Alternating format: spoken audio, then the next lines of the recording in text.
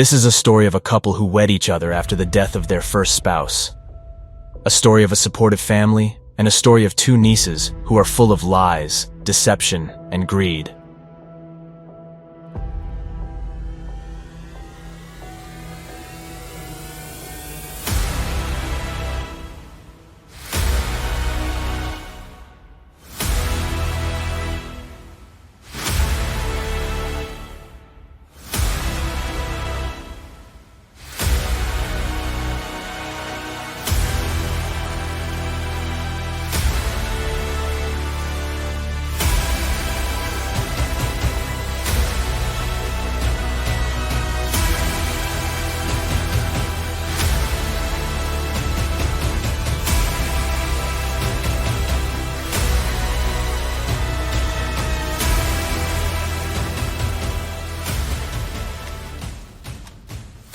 Kathy Monahan and Luann Roarth are the nieces of Emma Ackerman.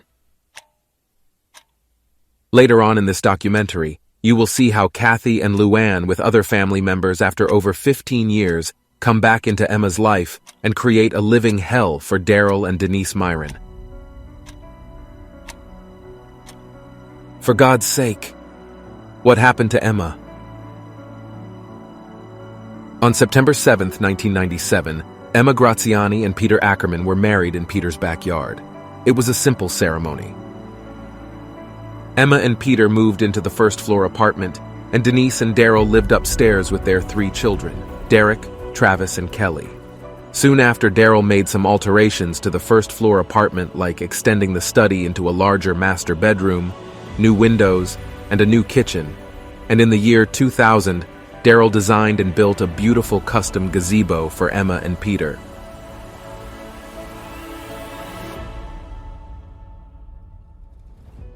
From the day of their wedding, Emma became a part of the Ackerman family. As Emma and Peter started a new life together, they shared every Christmas, Thanksgiving, and many other holidays like Father's Day and Mother's Day with the Ackerman and Miron families. Emma celebrated every new great-grandchild as if they were her own. Emma never had any children. All the kids called her Grandma, and she loved it. Peter and Emma traveled a lot. They even drove across the country a couple of times. They bought a house in Deltona, Florida as a winter retreat. Every year, they would wait until after Christmas Day to enjoy with the families, and then would drive down to Florida for the winter months. In 2013, Peter was diagnosed with dementia. Denise and Daryl both ready to provide support to Peter and Emma during these difficult times. They didn't want to see Peter suffer and the full burden on Emma. Since they lived upstairs, they were always ready 24/7. As they knew Peter would someday succumb to the disease, Emma thought he would get better.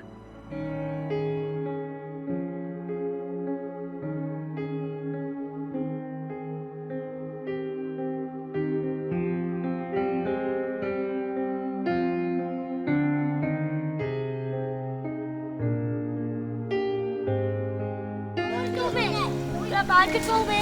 Pick it up. Right around the park. Right around the park.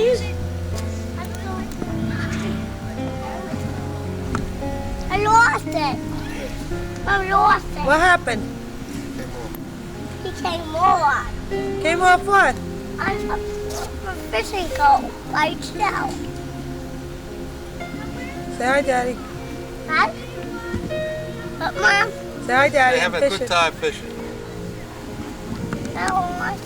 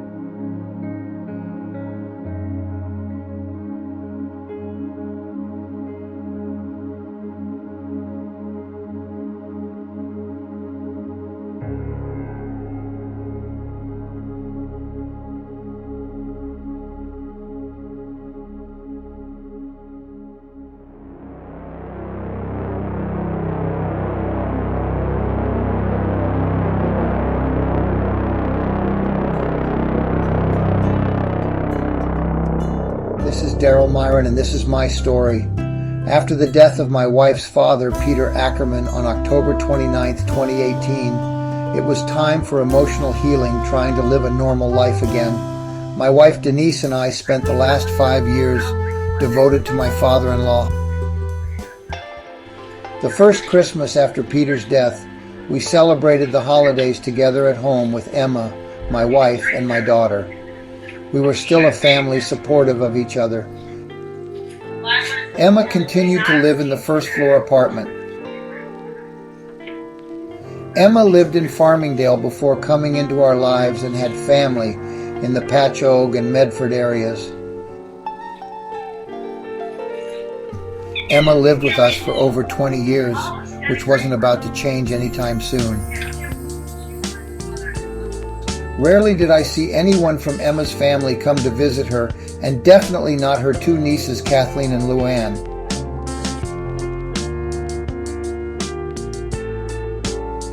Just like every Christmas, we spent the next 3 Christmases together as one family. Emma's family continued to be non-existent.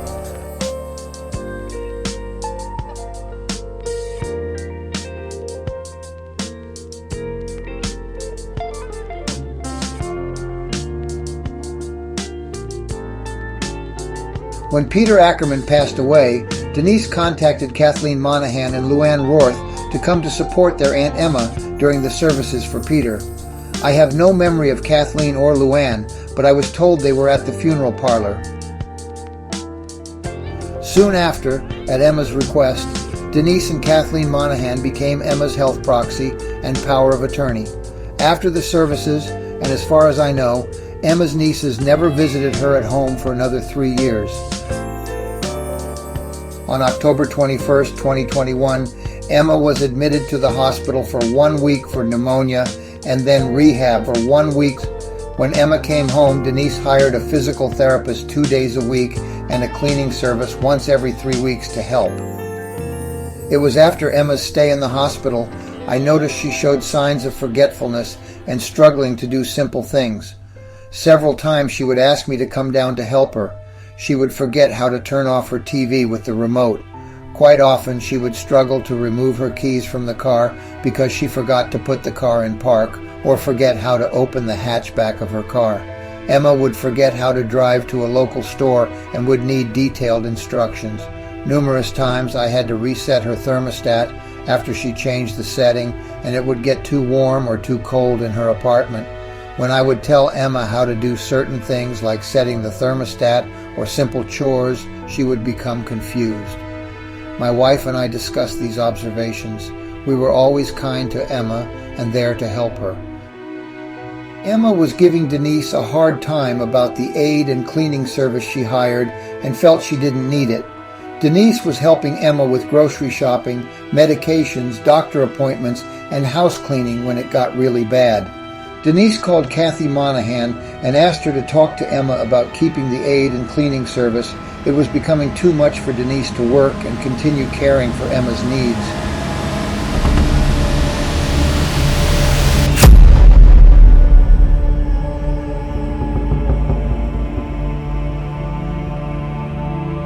What you are about to see is surveillance and phone video around Denise and Daryl's home. You will see Kathleen Monahan and Luann Roth with other family members going through their mailbox and what looks to be secretively removing financial documents. You will also hear audio recordings of moments confronting Kathleen and Luann and what it looks like their intentions are. Everything Daryl says is his opinion and thoughts. As the viewer, you will need to come up with your own conclusion. What you are about to see and hear will help you make an informed opinion. Kathleen came over to discuss with Denise and Emma about the aid and cleaning service and how it would benefit Emma. Denise was sure Kathleen would be of help, but instead Kathleen said Emma can do whatever the she wants to do. Soon after, the aid and cleaning service were terminated. It is now time to get to know Luann Roth and Kathleen Monahan a little better. I really don't know Luann very well other than she does some landscaping, so I will go by my experiences with her. She is not too bright and she should think before she speaks. I also suspect her of insurance fraud. Around June 2022, Luann had a car accident, injured her left arm, and wore a cast. From what I know now about Luann, I can believe there is an ongoing lawsuit. A few days after this video, I asked Luann about her arm and how it was healing. Here is the audio recording of that conversation. I see you have your cast. You broke your arm, huh? How's that doing? Not great. No? My aunt Well, you're able to carry things, right? I mean, I have videos of you carrying these big, heavy bottles of water. I'm just wondering, how's your arm doing? $10,000. Well, I don't think that's any of your business, and I don't. Oh, well, when you step into this house here's now, the deal. when you step, no, I'm talking. When you step into this house, it is my business, okay? It is my business. Later in this video, we will see more of Luann and who she really is. Kathleen has very impressive credentials, but it is those same credentials that could cause a lot of harm if used in a nefarious manner. Later in this video, we will take a very close look at this using research provided by distinguished organizations like American Society of Clinical Hypnosis, Society for Clinical and Experimental Hypnosis, and American Psychological Association. Can we say huge ego? She spends half the class talking about personal life and what a wonderful clinician she is. Maybe she's a good clinician, but her skills as a professor are lacking. Never responds to emails, calls. Talk about narcissistic personality disorder. Also very inconsiderate and rude. Never returns calls. Feels she is above that. She spoke of her personal life too much for her liking. She was very rude and demanding at times in class. Jack of all trades, master at none. Keep your day job. Rambles on and on about personal life. Shut up already. Too hoity-toity/rude. Snaps when least expected. Won't return calls. So-called family violence expert with little to say. In the real world, not SUNY playland, she would be demoted or worse. However, her unprofessional, condescending, and rotten personality thrived to the dismay of us all. As the warmer months of 2022 arrived, Kathleen and Luann started to come over more frequently to see Emma. They tried to push Denise out of Emma's life and began to get more involved in Emma's needs. Denise was hearing comments about herself that weren't true, and they ignored Denise's phone calls. They were just making things worse for everyone in the home. Denise and I were still very much involved with Emma and her day-to-day existence in the home. When Kathleen or Luann came by, they tried to avoid my wife and me.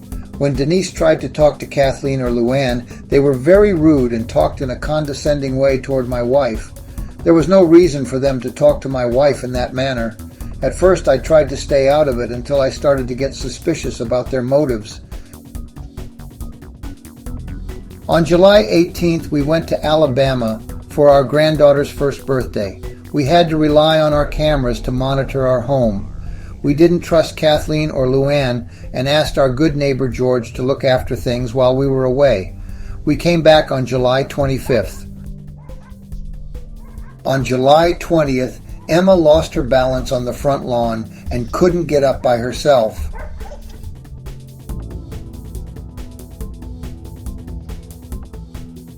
My neighbor George heard Emma yelling, "Help, help," and came right over to see.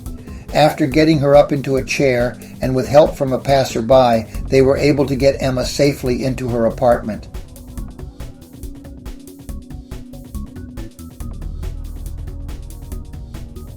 I don't think Luann can control herself from lying.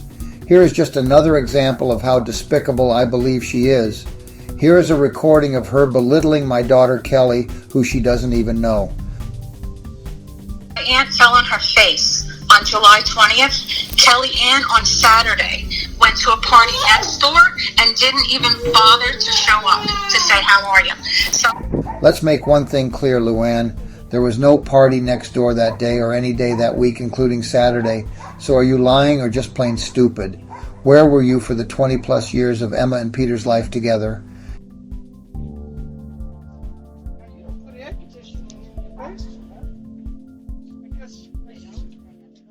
Oh, good, good. All right, so your nephew's coming over, you said?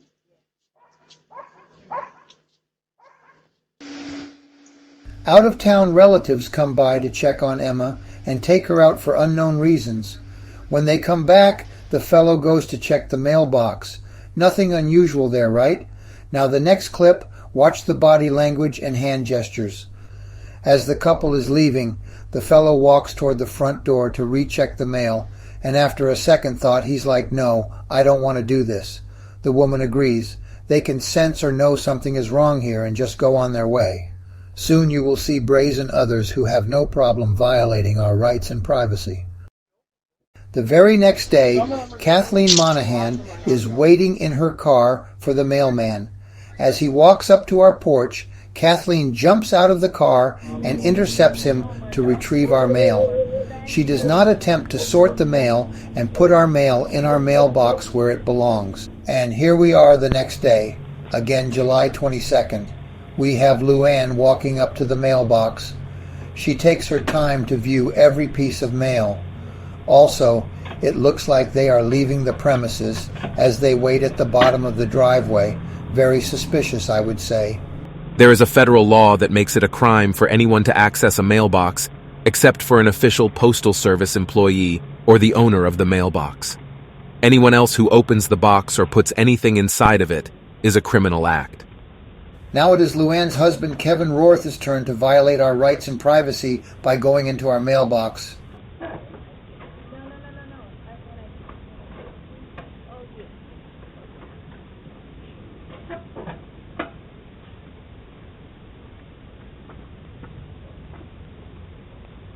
It says you're the grand prize winner of a sweepstakes, $5 million.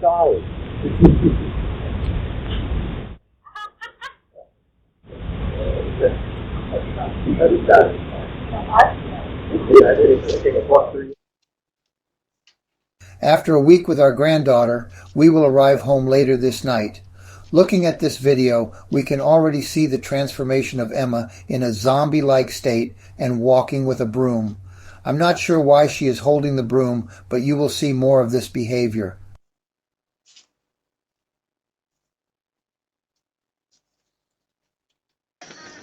Here we are arriving home, hoping that everything is how we left it. It's been a whole week since our cameras captured any visits from the nieces. This clip was shown early in the documentary of Luann carrying water with her left arm in a cast on August 1st. I'm just going to put them here, and then I'll put them all in the There isn't any video of Luann bringing groceries on August 1st, just bottled water for the dog.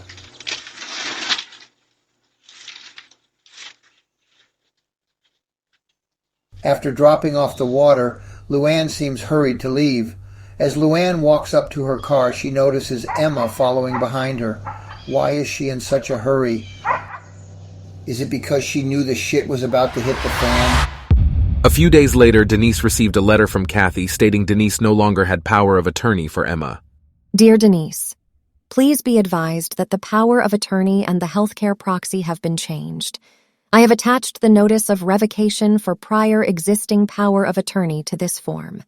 Denise's power of attorney was revoked on March 24th, 2022, and Denise wasn't notified until early August. Of course, this is a huge red flag. Denise immediately contacts the Adult Protective Services. It was like the mail was coming to the front door and going out the back. On October 2nd, we can see Emma and Luann walking out the back with Luann carrying a large envelope.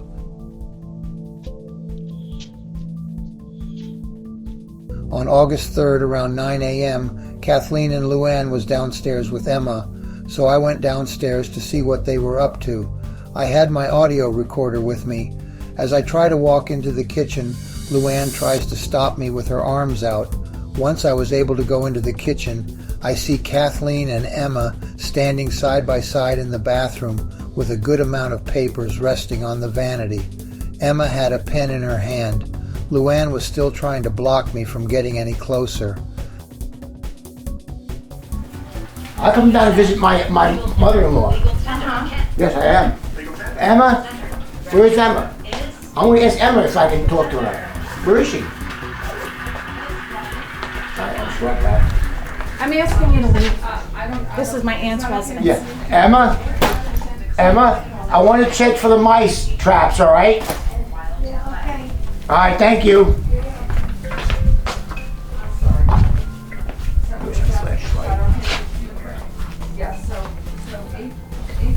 you're ridiculous. You know that? It's so funny, but I feel the same way about you. This is my aunt's residence. You know what? And you can't harass her like this. I'm not harassing her. I'm checking for the mice traps. And I have to go in the kitchen.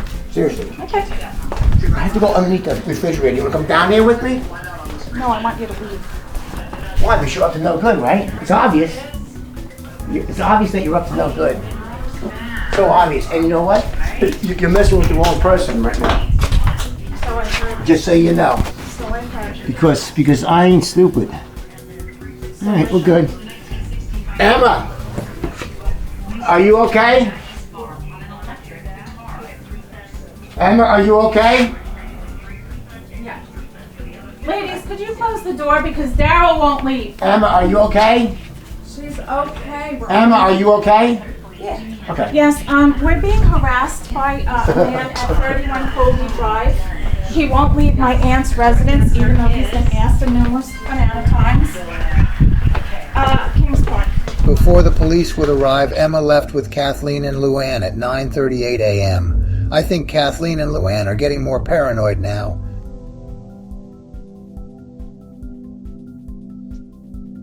You're gonna write something down. I'm just gonna write that the party that called is not no longer here. That's really All right. And thank you very much for your time. all right. Stay cool, man. It's gonna be hot. You want a nice ice water? Nah, good. I'm loaded in the car. Good, that's good. This is the same day, August 3rd at 2:44 p.m. They brought a couple of family members for support. At this point, we felt like we were under siege from all directions. And here we are again, the very next day, August 4th. Note time of day, 2:20 p.m. In 10 minutes, they will be coming out. Did they bring something, or are they taking something? I don't think the two of them would stop over for a 10-minute lunch, fair to say, right? Now watch this next clip carefully. Do you see anything suspicious? I see three things that are suspicious. Stop the video. 1. Where is Kathleen's pocketbook? 2. Is she hiding something under her dress? 3. Watch the next video clip. Do you see a hand close to her belly at all times? Yeah, she goes in the weeds. Oh, all right.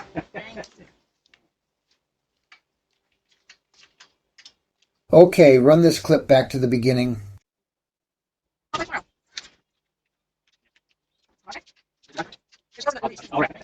play it tomorrow.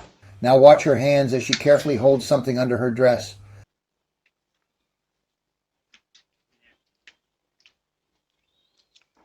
Did Kathleen really forget her pocketbook? She runs it. Yeah, she goes in the weeds. Oh, all right.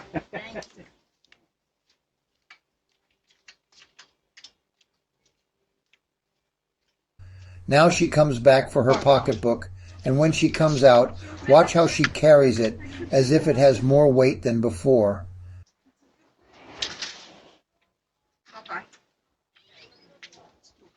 Yeah, it's very hot out. As she walks down the sidewalk, you can see her balance is now left of center to compensate for the heavier pocketbook.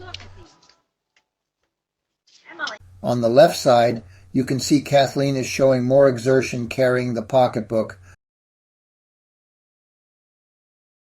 I don't know what to make of these clips, but something looks wrong. On August 19th, Elma from APS reviewed the clips with me and agrees that Kathleen is carrying something under her dress. You watch how she comes out and she's holding something under her dress. When I talked to Emma about that, Emma says, oh, that's just paperwork for you guys. That's for you guys. And so why is she carrying it under her dress? Mm-hmm. Right? So we go to that. She comes out and see her hand. Now watch. Now she switches to the other hand. She's got to hold it. She's holding it. And then she goes to that one. And there's something under there. Yeah. No doubt about it. Now, who's that? That's another, I think that's Kathy's husband. I'm not sure. But, I mean, there's... After reviewing the video clips, we knew it was past time to have a meeting with Kathleen, Luann, and Emma. We demanded answers to our questions. My wife Denise knew they were taking financial documents out of the house and had concerns about their intentions. Because of their actions and behavior, we did not trust them. Kathleen agreed to have a meeting, but it never happened. Denise decided to have a conversation with Emma about the meeting and other concerns. What did she say? Did you ask them about a meeting between us, or having, No, I did ask her. She said, yeah, that would be nice. Yeah, well, when do they want to do this? Because I'm not waiting forever, because I'm not going to have them take advantage of you, and then you have no recourse when they decide that they're going to do something, and then it's too late, because by then they can empty out your bank accounts, just so you know. Yeah.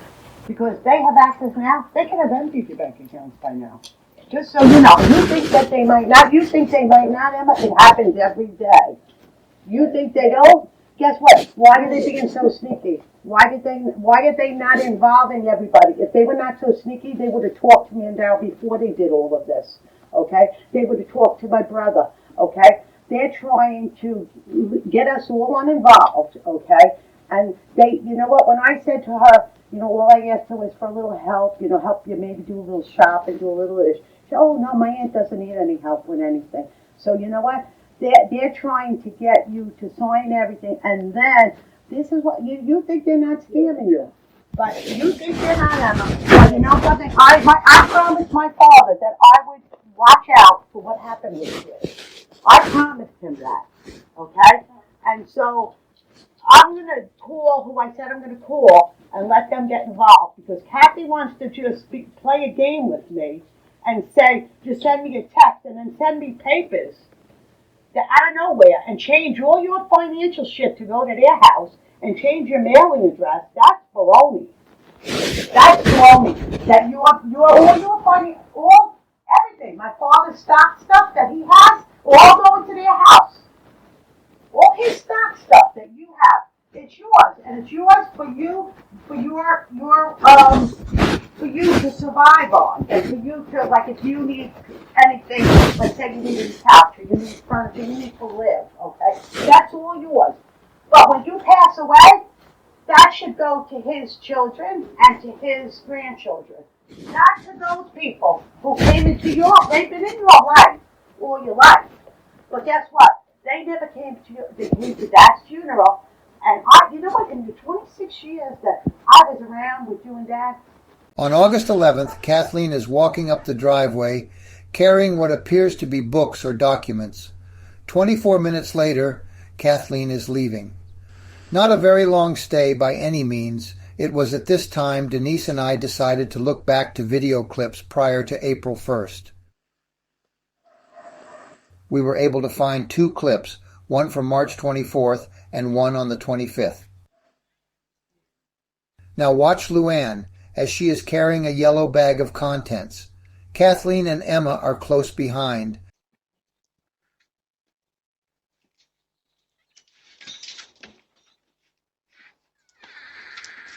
At the very end of this clip, you can see into the yellow bag.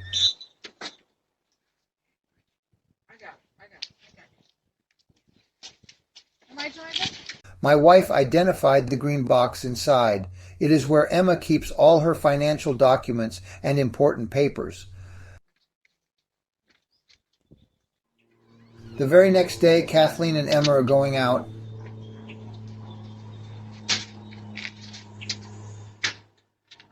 We can see Kathleen is carrying a blue folder. Could be anything, right? Nothing to hide. Now watch closely. They have a short conversation and decide to put the blue folder into Kathleen's bag. What we have here is very suspicious behavior.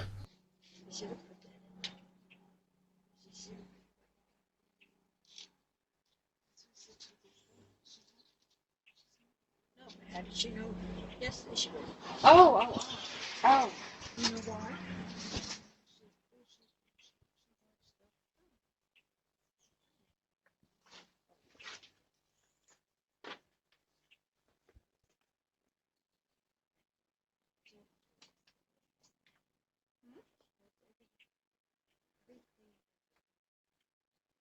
She knows every time I open the doors.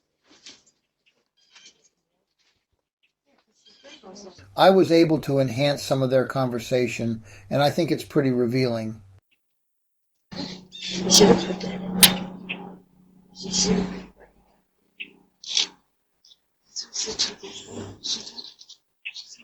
No, how did she know? Yes, they should. Oh! You know why? She bought stuff.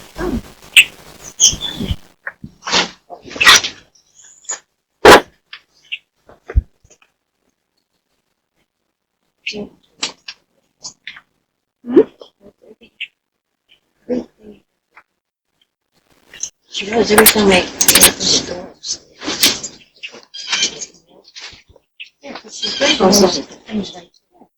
store. You can take away whatever you want from this short clip with a broken conversation. What I see and hear is a manipulative Kathleen Monahan guiding an elderly aunt for personal gain.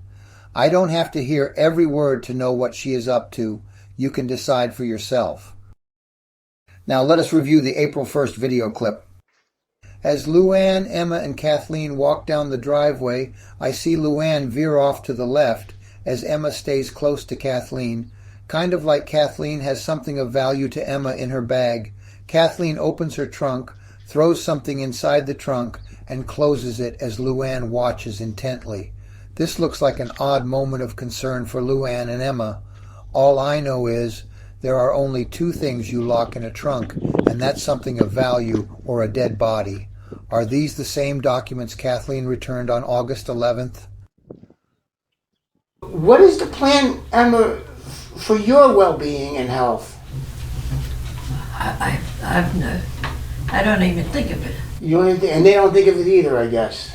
They probably do, but they haven't said anything to me. Well, because, they created a hostile environment here by taking Denise off the power of attorney without discussing it. I'm talking about the part where open dialogue and open conversation, that they created a very terrible atmosphere in this house. And they have. They put a lot of stress on you. They put a lot of stress on Denise, and I had to deal with all this stress that has been developed by the actions of what's going on. Right? There's no argument there, is there, Emma? It's true that by doing it without discussing it was the wrong thing to do. Okay? Well, it's your wife. No, they didn't take her off because of my wife. They took her off because they have other goals. I took her off. Okay. I took her off. It had nothing to do with it. Okay, so let's not argue about that point. My point coming down here is what is their plans? Okay, here we go. Kathy, correct? Correct. Okay. I understand that you're doing a lot of her financing and you're taking control of a lot of things with her. I understand all that, okay? And I understand it's not my business. I understand all that. But my concern is, do you have any long-term goals for the care of Emma? Do you have anything to say to me about your behavior the other day? What behavior was that? Screaming and yelling. Oh! I have it recorded. Oh no, I'm sorry. I have it recorded. It's it's no. Daryl. Don't play this game. Then go away. No, I'm not going away. No, I'm not going away. If he doesn't go away, I'm gonna go away. See, Emma? See what they're doing to you, Emma? You see what they're doing? Your finances. You're here with the finances. I'm here to visit my aunt. What is your plan? What is your long-term plans with Emma? I'm not yelling. Go away. What is your long-term plans? Emma, you see what she's doing, Emma? I just want to talk to you about your they have only one goal. They don't care about you long-term. They don't. They don't care about your care. They're caring about your finances. Emma, I care about you, Emma. All right? You may, but your wife doesn't. Well, she's not here. I'm not representing her right now. I'm representing your care. I'm representing her. Yeah. Well, so yes, really, so you have no answer. Is that official? Because I'm recording right now also, just so you know. You have no answer to what your plans are in the care of Emma. Am I right? Am I right? Okay, thank you. I understand. That answer means no.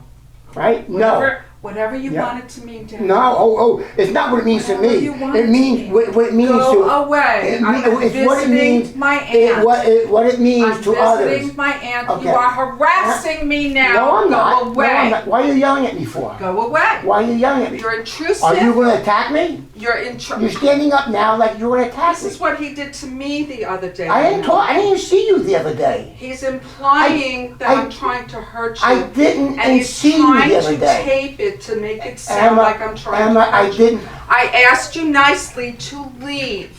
You don't live here. And if I want to check you, I'm visiting I have a right to come my down aunt. here. I just want you to know. I have You a right don't to come live down. here either.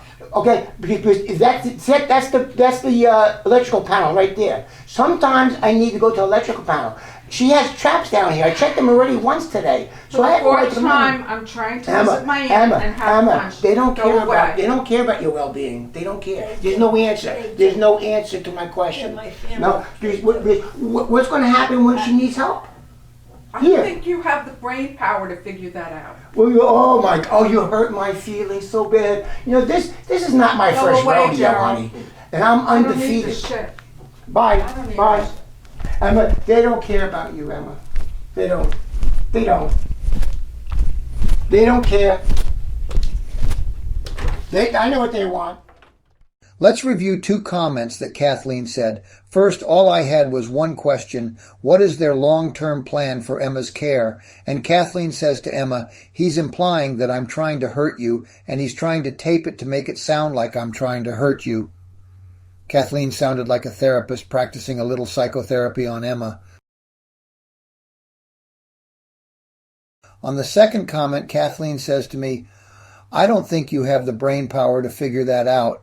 Was that a diss to me, or does she think her plan is so ingenious and diabolical I can't even fathom the thought of it? Every time I confront Kathleen or Luann, they don't deny or confirm their intentions. One has to remember, Kathleen Monahan is an Associate Professor Director of the Family Violence Education and Research Center. Have you ever wondered what the letters after a doctor's name mean? The letters themselves are called postnomials. Postnomials indicate education qualifications, the title of office, decoration, or honor. DSW stands for Doctorate of Social Work. LCSW stands for Licensed Clinical Social Worker. LMFT stands for Licensed Marriage and Family Therapist. Thank you, Antoni. Let's take a look. LMFT, Licensed Marriage and Family Therapist. A licensed marriage and family therapist, LMFT, is a certified healthcare professional who has typically graduated with a master's LMFT degree in counseling. Marriage and family therapists are trained to help families and couples identify and treat personal and interpersonal problems, including depression, parent-child conflicts, drug and alcohol abuse, anxiety, and more. LMFTs diagnose and identify the causes of strains in relationships and then apply psychotherapeutic techniques to counsel and offer solutions to clients. Kathleen and Luann have caused so much stress in our family life. I find it hard to believe Kathleen has qualified in any type of therapy, especially something as powerful as psychotherapy. She has shown nothing in the way a therapist would and should act. There were a few times they accused us of causing stress to their family, and I was like, are you kidding me? I guess that was just a cookie-cutter talking point you would say to a mediator or a judge. It is now August 12th, the day after Kathleen was walking up the driveway carrying books or documents. On some days, Emma was not herself. A few times I asked Emma if she was okay, and she would say yes, but I didn't think so. For a while I had some suspicion that she was being drugged. She certainly wasn't herself. As Emma backs down the driveway, it seems she is having some difficulty.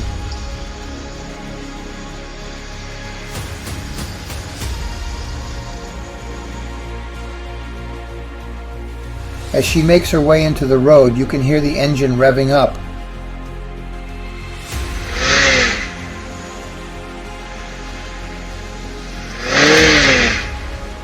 I would like to point out I did not see these clips until days or weeks after. Emma made it home safely, bringing groceries into the house. I don't think I have one video clip of the nieces doing the same. Here is a representative from Adult Protection Services. She was unsuccessful in making contact with someone at the house. How the hell can someone like Kathleen Monahan come into our life and cause so much stress to our family? Even our neighbors couldn't believe what was happening day after day. But what really gets me is, here we have a professor and highly educated director of the Family Violence Education and Research Center who decided not to practice her profession, but to instead destroy the very fabric of a family that she ignored for almost 2 decades. Her lies tie together like link sausage one after another. I watch Emma change from someone who was not just family, but a friend to become a shadow of herself zombie. I watched Emma at an age of needing assistance, and Kathleen and Luann come in to tear everything apart. They may think the end justifies the means, but it doesn't. Kathleen's profession is to help families. Well, she failed miserably.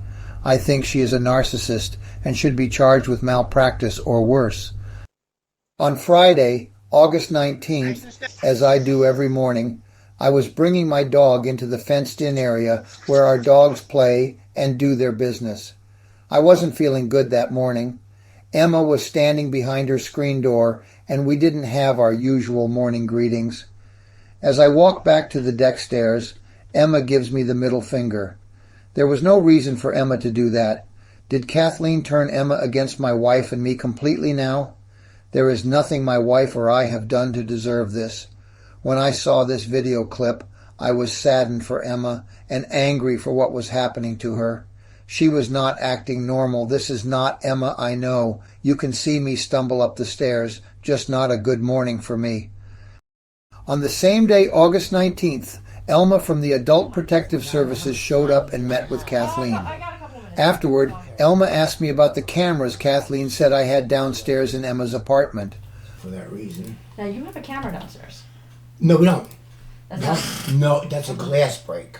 We have 2 systems for our home. We have Ring surveillance cameras outside and Simply Safe 24/7's whole home protection system inside. The Simply Safe system includes alarms for doors, windows, smoke, water, and glass break sensors. In the back of the house that are windows very low to the ground and are the most vulnerable. There are sensors on those windows when they are opened and the glass break sensors for added protection. We have 2 glass break sensors downstairs. In the left picture, you can see how they covered them with paper towels. This is not how innocent people would act. Glass break sensor. Yep, that's what it looks like. Mm-hmm. Okay. Same day, August 19th. Kathleen and Emma are going out for light shopping. It seems Emma has lost some pep in her step and needs assistance now. In the April 1st video, we don't see this. Are they wearing her down? My wife Denise and I have much concern for Emma. As you will see, it gets worse, much worse.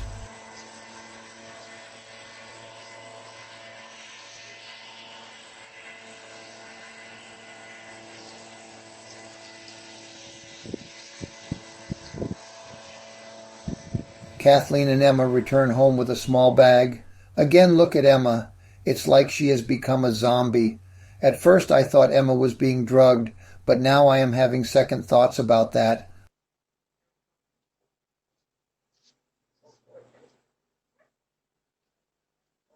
On September 2nd, Luann is prowling around the house. What is she looking for? It has now been over 6 months since we have been invaded by these 2 women. Again, how can they say we have created a lot of stress on their family?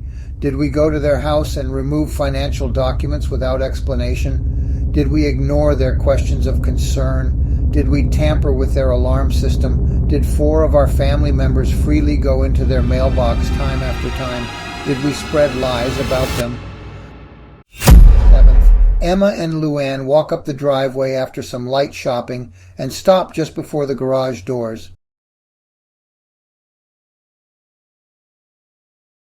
Emma reaches into her pocketbook and hands Luann a group of house keys. Note the time when Luann walks toward the garage door. 3 hours, 54 minutes, and 50 seconds. The incident lasted 58 seconds. The video clip is 6 minutes and 10 seconds long. At this time, I will run the incident 3 times. The first time will be unedited and with no narration. The second time, Luann will narrate the incident. Pay close attention to her version. On the third time, I will break it down, making many points along the way. I think this will clear up any doubt about who we are dealing with. If you are observant enough, people usually tell on themselves. This video is to make 2 points. 1. Is to show that Denise did not attack her stepmom Emma. And 2. This video will show Luann Roth twisting the truth without giving witness to the facts. We will see this as Luann narrates her views of a 58-second clip. Luann Roth and Emma are bringing food into the house through the garage. Denise and I do not want Luann or Kathleen going into our garage, and for good reason. Any time they step foot on the property is a time of concern because they cannot be trusted. Luann Roth and Emma continue through the garage into the foyer. Denise closes the garage door as Luann Roth and Emma enter the home. Denise told me the interior garage door leading into the rear foyer was already opened when she closed the garage door. It was exactly 3 minutes from when Luann stepped toward the garage door and when Denise closed it. Plenty of time to walk 20 feet and unlock the interior door. It is clear from the video Luann had the keys and never was locked inside the garage. Luann Roth told the police that Denise locked them in the garage. She has been through that entrance many times and knew she wasn't locked in the garage. They will soon come out through the back door.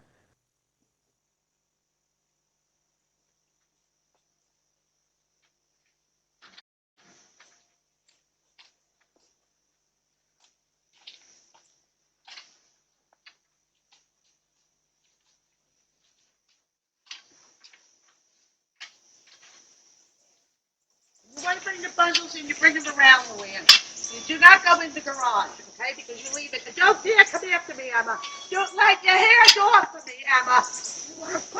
You don't get your hands off of me, Emma. Get your hands off. Record it, Dad. You don't tell me what to do. Look at the eyes on her. Is she taking her diabetic medicine? Relax. No, you know she has to take it for 9 days. 9 days. Are you guys paying attention to that? Are you guys paying attention to that, Luann? The law is on you, so you know. The law is on you. No, I said do not. I said do not go in the garage. Because they don't know how to open it. I was opening it. You don't Emma, you couldn't even shut the TV off last night. I know how to open it. Because she needs help. Okay? She couldn't even shut the TV off last You night. can't disappear for 5 days. Emma, you need help. Emma, you need help. Emma, you've had the same clothes on for 9 days. 9 days. Shut up. Your mom tried to assault my aunt on Wednesday. What happened on Wednesday was that your mother went after her. Whatever your mom wants to say, it's on surveillance, so they can look it up. Your dad, right? Daryl is your dad? Yep. Yeah, he stood behind your mother, and my aunt at one point lost her balance and couldn't let go of your mother, and your mother started screaming, Daryl, record this, and then I had to go in between your mother and my 87-year-old aunt. And then your mother proceeded to tell me, blah, blah, blah, and I have it all on audio, so they can deny what they want, they can say whatever they want. What happened on Wednesday was that your mother went after her. Whatever your mom wants to say, it's on surveillance, so they can look it up. Denise was standing still while Emma continued forward. And my aunt at one point lost her balance and couldn't let go of your mother, and your mother started screaming, Daryl, Denise tries to step away. And then I had to go. How did Luann see Emma lose her balance and close the gate at the same time? The video clearly shows Emma did not lose her balance at all. Luann was facing the gate the moment Emma made contact with Denise. Emma grabbed Denise by the wrist while Denise stayed calm. Don't dare come after me, Emma. Don't let your hands off of me, Emma. You can hear clanging of the gate latch 0.42 seconds after Emma grabbed Denise. Record it, Dad.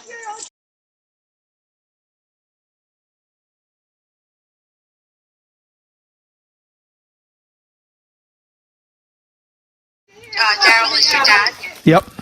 Yeah, he stood behind your mother, and then your mother proceeded to tell me, blah, blah, blah, and I have it Errol all removes on Emma's audio. hands from Denise's So they wrist. can deny what they want, you know, they can say whatever they want.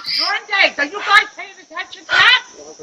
Are you guys paying attention to that, Luann? Is Luann Roth telling the truth?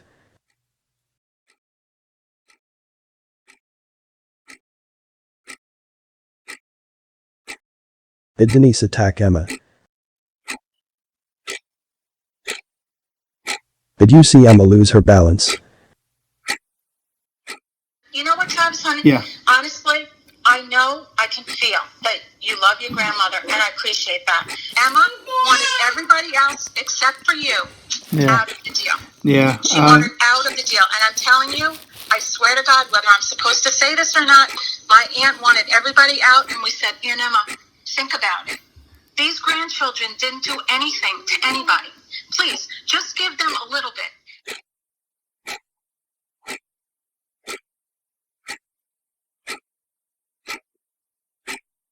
This next clip is the continuation of the September 7th incident.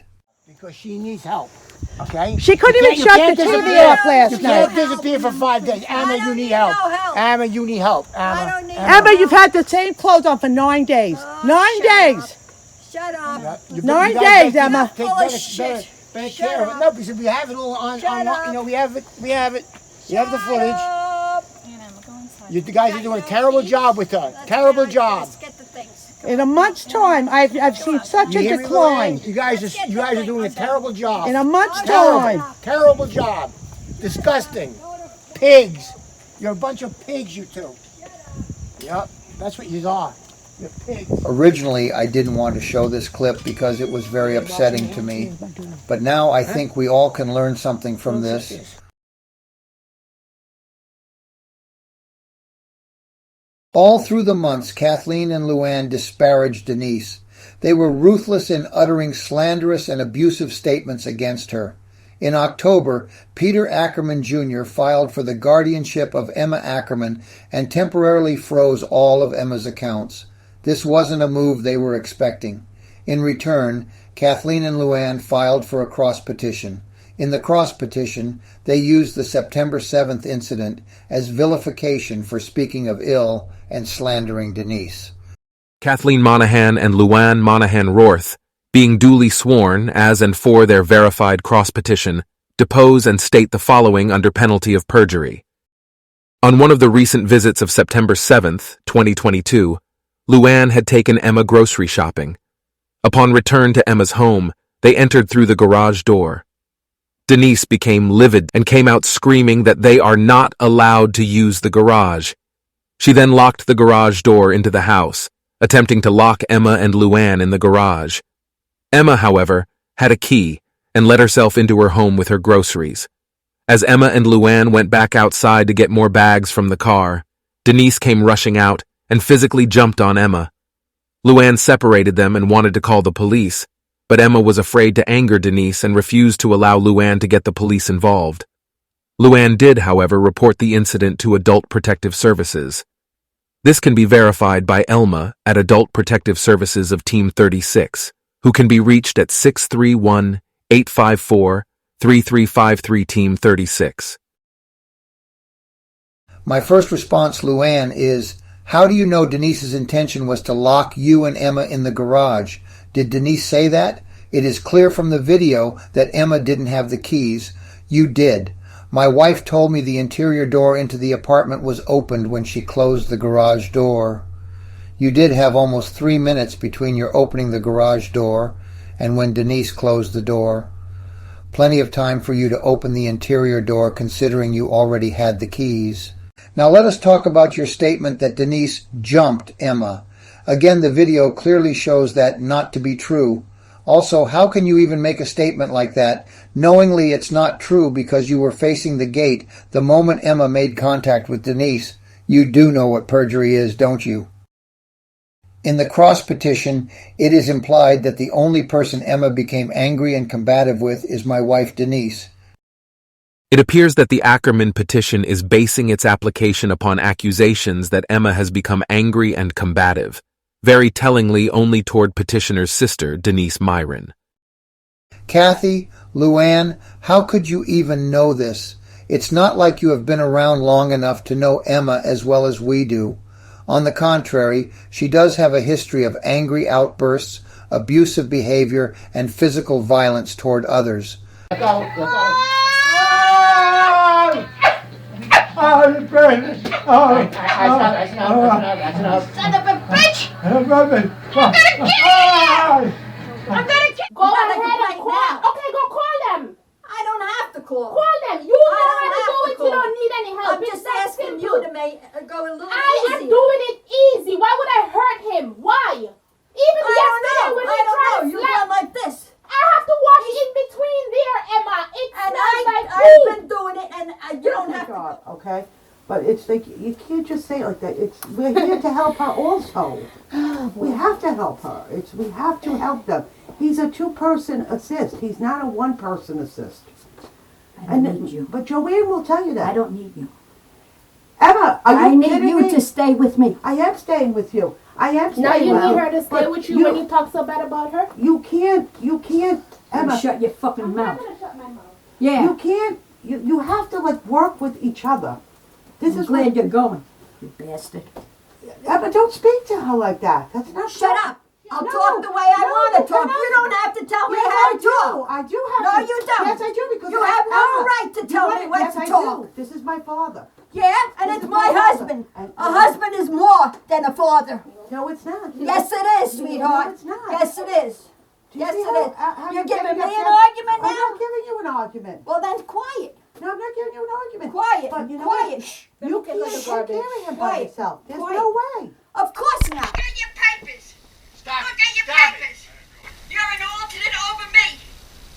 Stop it. Don't listen to Emma. I don't need you to give me more aggravation than I have now. I'm doing nothing but help. You cannot choke him. She knew. Oh, shut up. I wasn't choking him. You were telling me you I were wasn't taking choking vitamins. him. So what? You don't take the vitamins. I know, Dad. I'm sorry. I understand, Emma. Get her upstairs. I don't want her in here. I don't want her in here. I have enough with him. I don't need her. Everybody says Get out. Shuggy, my brother. I don't give a fuck what anybody says. Get out. Kathy and Luann, your cross petition is just a lot of nonsense fiction and slander toward my wife.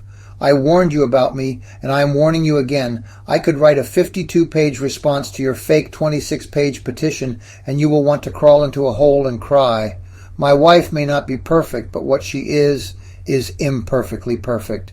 Denise has more character in her bowel movement than you two ever had all your life. Now this is the moment I waited for. It gives me great pleasure to present some character witness statements from family, friends, and people Denise has worked for. I quickly found Denise to be someone who is very caring and always eager to help. Over the years I relied on Denise to teach my 3 children. They loved spending time with her and she showed them nothing but love and compassion. She is such a caring woman, and I am fortunate to have her as a friend and neighbor. Sincerely, Julie Thompson. I have known D-Miron for at least 5 years. She cares for an older gentleman in my apartment complex who is my neighbor. I'll see her as a reliable and responsible woman. What is really special about her is that in addition to the care she gives, she spends time doing creative things with him. Many times I have found a small token of their arts and crafts at my doorstep. One time it was a stone with a lovely sentiment on it, and another, a painted welcome sign for my patio. Helen Spataro. When it came to Emma and all of Denise's elderly friends, she was selfless. In closing, I want to say that having known Denise for all these years, I have only recently learned that Emma has a family other than Denise. I was shocked. D-Miron is a selfless individual who goes out of her way on a daily basis for others in need. This attack on her is a disgusting display made by selfish monsters for a reason I cannot comprehend. If you have any questions, please do not hesitate to contact me. Kimberly Revere.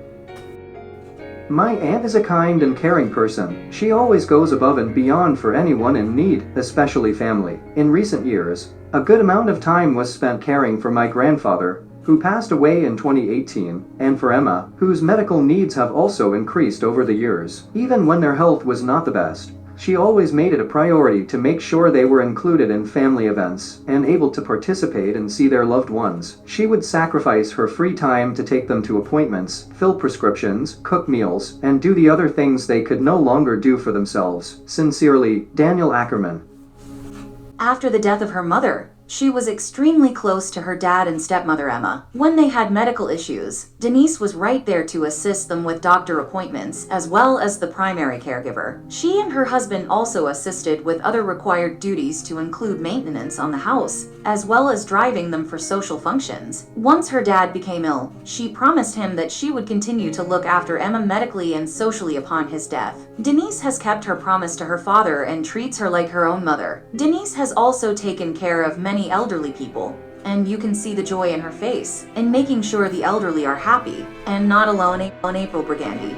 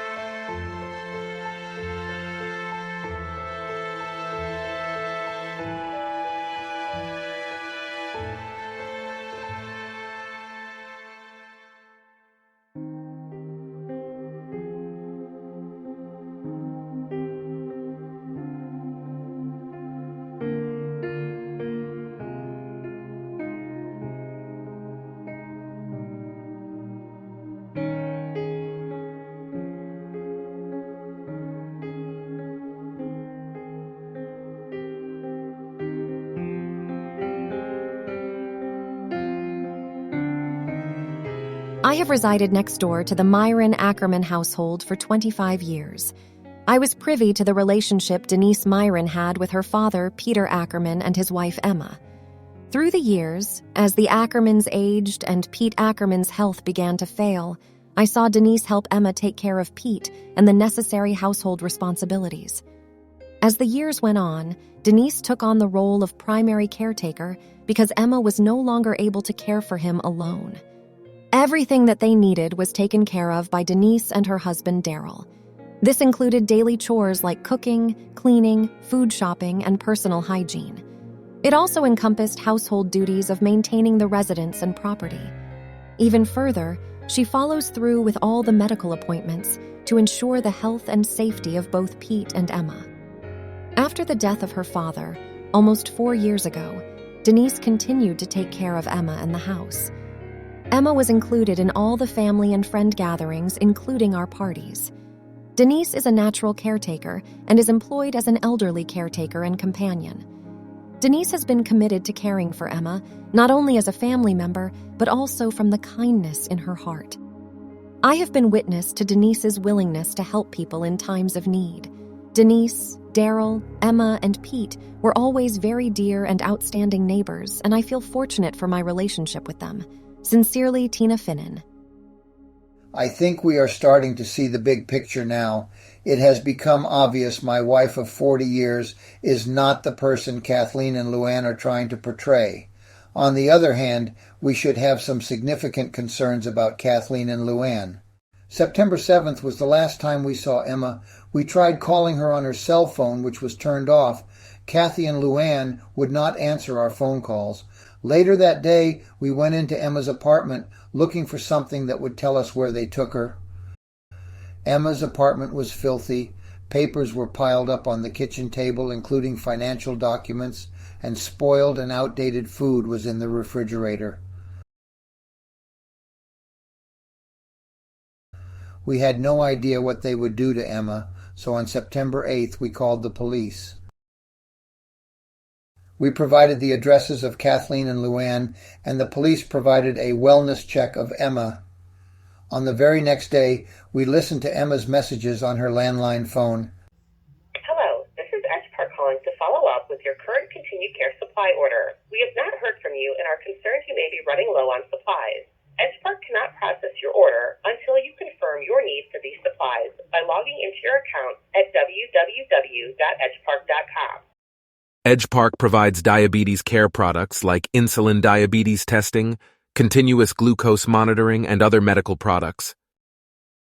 Hi, my name is Sean. I'm calling from Metro Physical Therapy. This message is for Emma. We got a script from Dr. Zuckerman for some in-home physical therapy for you. Just hoping to set you up. When Luann and Emma left on September 7th, they left behind her medicines that were right on the kitchen counter. The meds are Synthroid, hydrochlorothiazide, and butalbital. I'm not a doctor, so I don't know how important these meds are, but I do know the importance of taking your medication.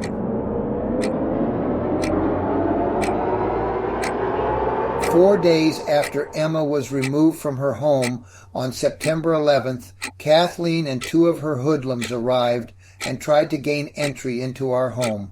This clip is going to show you how vile Kathleen really is.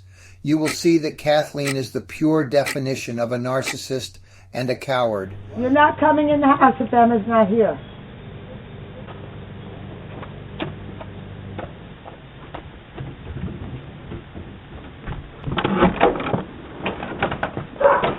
Touch him, please.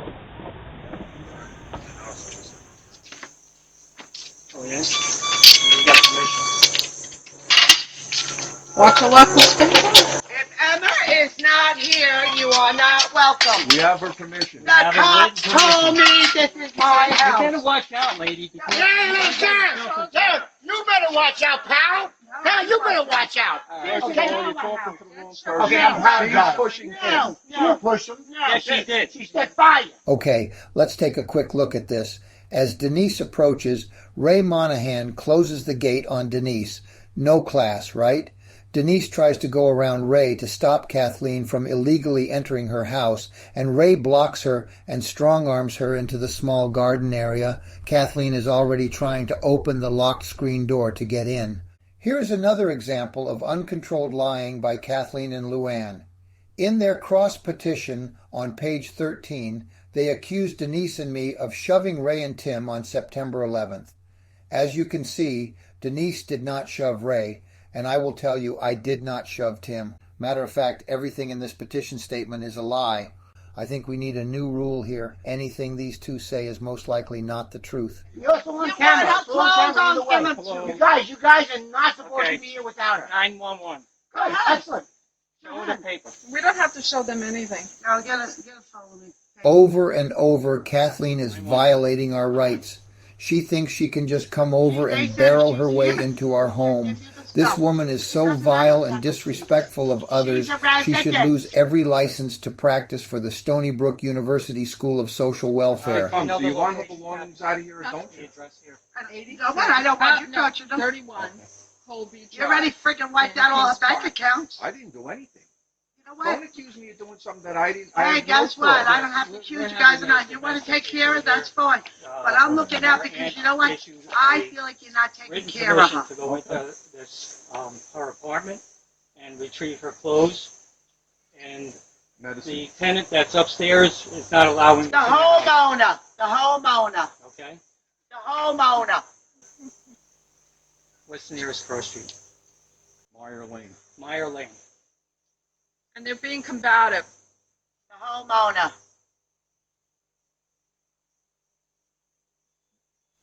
My aunt lives downstairs of a house that she was living with her deceased husband. Her I daughter. soon returned with my cell phone to video the incident. What'd I tell you?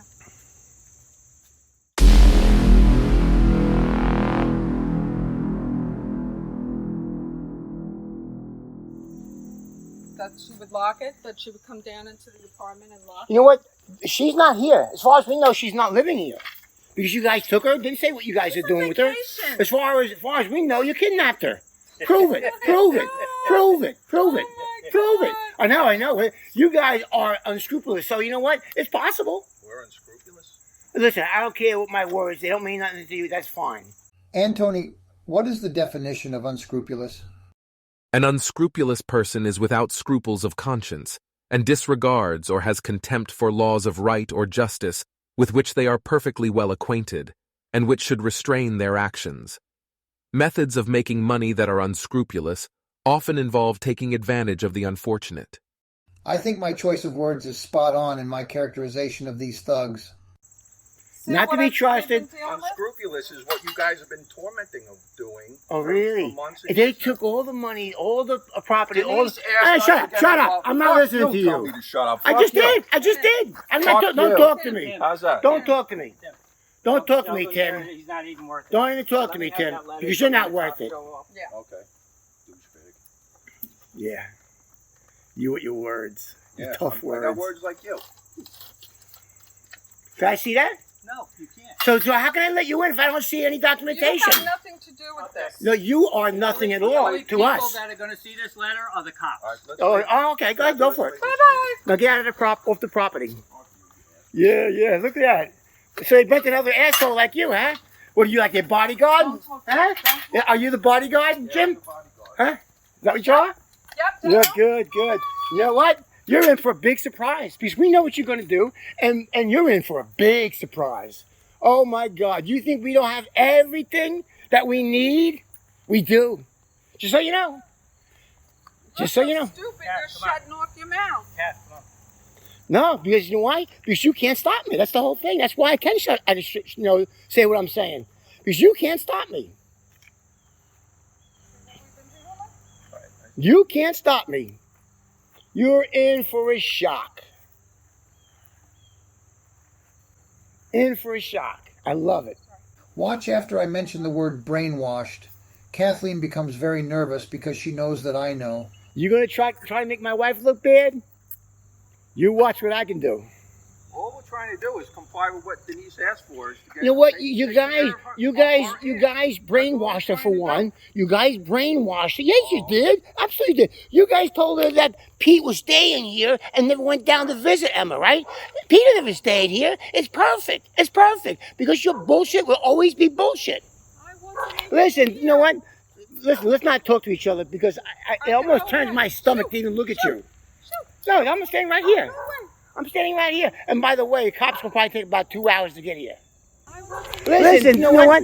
Did you hear that? Kathleen denies ever being here. My new rule applies to that statement. Just so you know. Good. Good. Don't worry about it. I got cameras all over the place. We know you do. Yeah, yep. But and one thing I want to make the record straight. Those two apparatuses inside that downstairs, those are glass break alarms, okay? They're not cameras. You're covering them with cloth. It's like, these people are stupid. These people are stupid. We're not going to make this easy for you. You know what? You all the finances. You know, we got the paperwork. You did too. With the finances, you took all the finances, right? This was Peter's money, all right? Peter didn't want creeps like you having all that money. I know, it's funny, right? Hope you cancer and die. Well, if you do, just remember, it's me who wished it on you. Okay? Just remember that.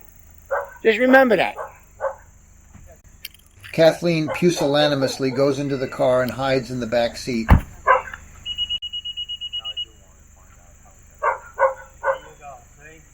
Good. You'll never find out until it's too late. You tell me what you want and I'll gladly pack it. Yep, we'll pack it for you. How's that sound? Whatever you want, you can have.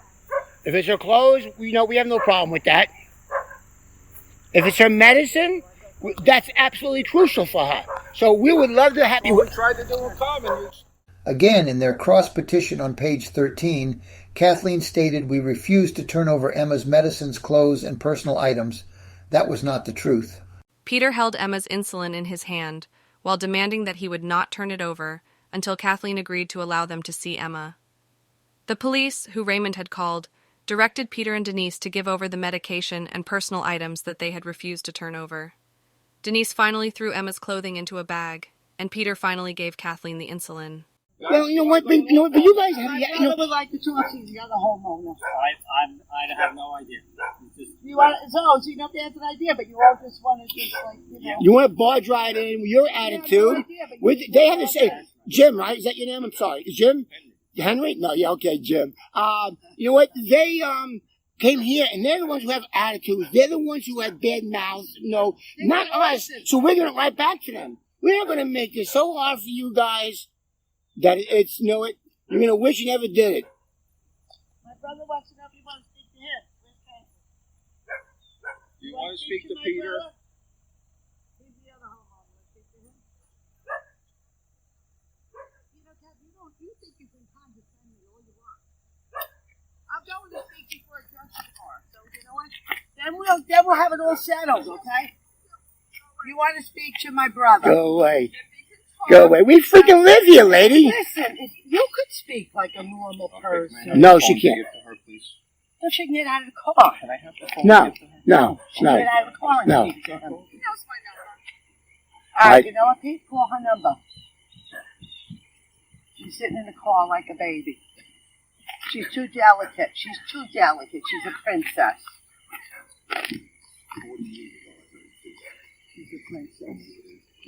She's a princess. So she has to bring her back up. I mean, tell us what you want. I mean, I can dude. get her clothes. You guys are the ones who left without her clothes. You didn't Without her medicines. After they were locked in the garage is the story I heard. What's that? What's that? What's that? Listen, Oh, that's hysterical. Her dog was running out to the street. Okay. That's why I shut the door. But they were already in the house. Okay. There's an entrance, and they were already in the house. They didn't lock her. They didn't lock them in the garage. They were already in the house. They got locked in the garage. You know what? You people are locked them in the garage. You people are whack. Nobody locked anybody in the garage. Denise, did you open the garage back up? How did they get out if they were locked in there? They went through the Oh, they went. Oh, okay. So tell me, when they were locked in the garage, how did they get out? Did my wife let them out? Physically attack me. No, because I'm making a point here. I'm making a point here. So when you guys got locked in the garage, how did you guys get out? I have it in video. They physically attacking me. No. Would you like to see it? No, not really. No, because all I want to do is you don't want my aunt here anymore. I didn't say That's bullshit. That's bullshit. You took You him. started this by saying you're not taking care of my aunt anymore. No. That's When Timothy first arrived, he said he knows nothing. Then here he says we started the problem. Later on, you will see Timothy is right in the middle of it all. That's baloney. That's baloney because you guys took over responsibility. You all took over responsibility. I called her nieces and said, listen, at 6 months, in October, and said, your aunt had to go to rehab because she had pneumonia. Okay? And I said to them, listen, I hired an aide for 2 days a week. Okay? And I hired a house cleaner. It's all about the money, guys. It's all about the money. It's all about the money. I never asked your aunt for one penny. She never gave me a penny. Okay? I did all your food shopping. Here's Kathleen the coward with a big mouth hiding in her car. Me believing Kathleen is a narcissist. Why can't she explain her actions and just runs away? They run away because they know you're in the right, and what you're saying is facts, and they have nothing to back themselves up, or they're just afraid of being in the wrong. When you call them out on the things that they do, they'll try to change the subject completely, because they know that everything you say will sabotage their whole mindset.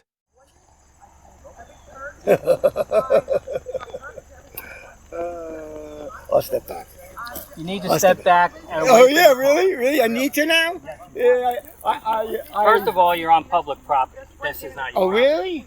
What's it, like 5 feet? Go get the easement, and you go get the easement and stick it up don't your come ass. Don't come near the car. Don't come near the car. Why? What are you gonna do? I'm standing right here. I'm not What are gonna you do gonna nothing. do? When the cops Okay. come here, they Oh, can take yeah, yeah, they ain't gonna do anything. I never said I don't understand why it's got to get to that. I don't understand it. Listen, they don't want to live in here. My brother tried to call her. My son tried to call his grandmother. They systematically- My daughter tried to call his grandmother. They won't let her speak to nobody. They systematically came here and took all the financials out of They got here. her in a bathroom. They're signing papers in a bathroom, in a dirty bathroom. I got her on video, hiding papers under her skirt, Yep. right? Yep. Meanwhile, she's got a pocketbook that's the size of a suitcase. That's how smart this woman is here in the car. Okay? You want to take the papers? I have the financial box that she took out of the safe. The big green box with all Emma had everything in order. Guess what? They took everything. They wiped everything out of this house. They systematically, There's nothing in this house and they anymore. transferred all her And then I banking. have all the papers that they left on the kitchen table, all the financial papers. My brother came to see Emma yesterday. All the stocks that was left for the grandchildren, it was all divided up for the grandchildren. Guess who's getting it? 50% Luann and 50% Kathy Monahan. Yep. No, you are. You guys want to come here and harass me? You want her clothes? I gladly pack them. Whatever she wants, she can have Yeah. it. Emma is more than welcome to come back here. Especially her and live. medications. That's my She concern. is more than welcome Does to she come back is here she and getting her live. medication? But Can anybody confirm you give that? her back her money so she can afford an aide to help take telling care you, of her. I didn't do anything. So Right. I didn't say you Right. did. Oh, you're saying you. I and did I'm not say standing here. you. But you make sure you're relative. I don't know who she is to you. Where's your phone? Because I don't know how much battery I have. I don't know who she is to you. But if Emma wants to come back here, then she has to have the financial means to have somebody help her. Because I work full time. I don't know about any of you guys. You all seem to have time to come back and forth. But I work full time. And the only time that Kathy and Luann ever seem to come is when I'm at work. Because it's And it is convenient so gross for them down to here talk that about somebody's this. got to clean They up. don't come. You know what they do? They come and they take her out for lunch. They think that's their duty. And they drop her off. Denise does all the shopping. Denise does all of this. Denise does this. Systematically I took care of my took all the like my financials brother out of said, here. Why would I take care of her for 4 years and then all of a sudden decide I don't want This is to good. take care of This her? is good. Let me tell you something. No, honestly, honest conversation. If somebody did this to your family, if somebody did this to your family, it would be a problem, wouldn't it? Wouldn't it? Wouldn't it? I'm not going to say that answer. If somebody did this to your family, it would be a problem. Right? Right? Peter worked long and hard, put a lot of investments, and here we go, these 2, 3 people, whoever, you know, they want it. They want it so bad, they want every penny of it. Forget about the grandchildren. Forget them. You don't give a shit. You don't give a shit about the grandchildren. That's what Peter wanted that money for.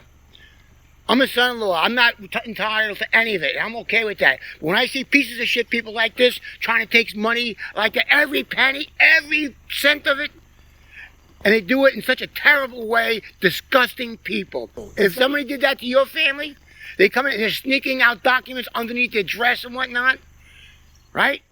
I don't want to grant funds. I want to see her in person. You'll ask her. You'll ask her in front of the police officers what she wants to do. Would you not be there? Will? If it's my house, I'll be there. In her own home. Where has she been living in over Okay, the last 30 years? Doesn't benefit either of us. And I'm sorry, my name's Erin, and your name? Can you put an Emma on the phone for a minute, please? That's my aunt. That's your aunt? Right.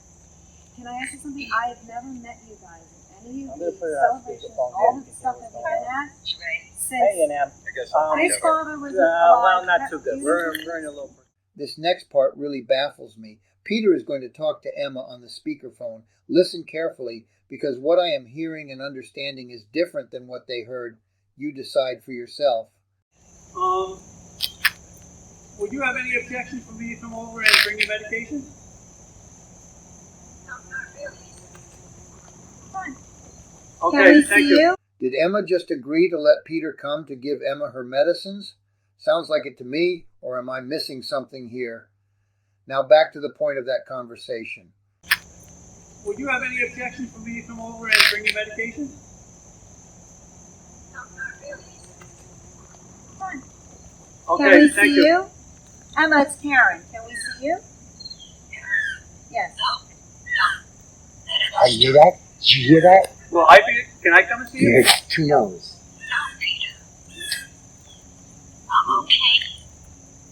Can I just ask one question?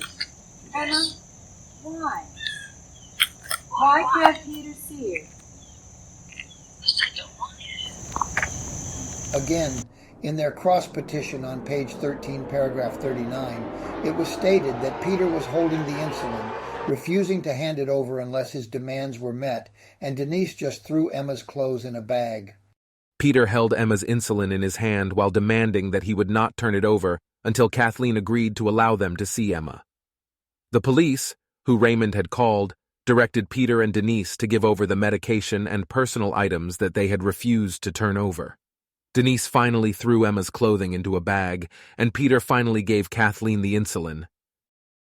This paragraph is written under penalty of perjury, making it sound like we are some low-life creeps, when in fact they are the creeps. As you can see here, the clothes were nicely packed into 5 bags, and Peter never withheld Emma's insulin. Quite honestly, they are just talking out of their ass with BS.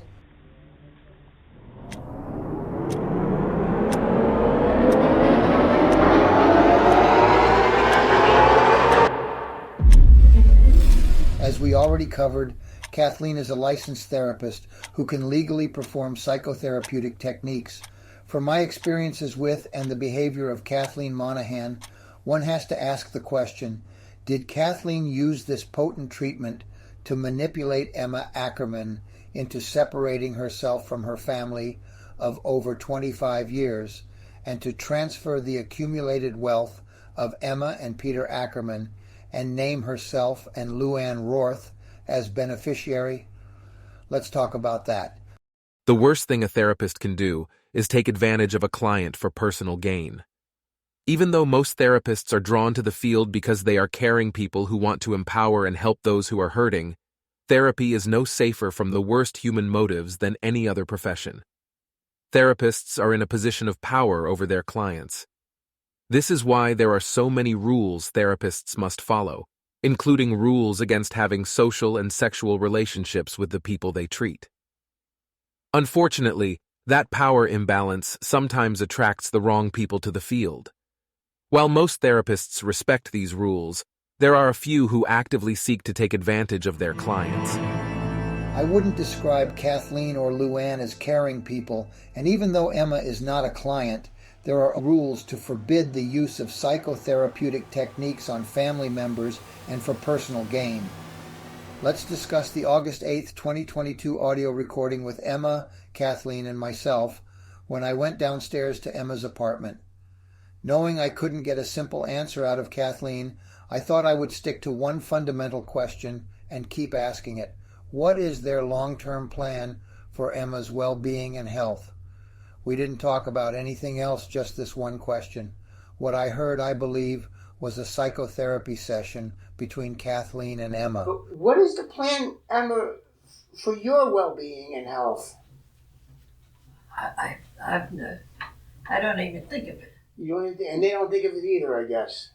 They probably do, but they haven't said anything to me. So after over 5 months of taking over Emma's financial investments, bank accounts, and removing my wife from power of attorney, no one has talked to Emma about her future care. Kathleen and Luann are very brazen people.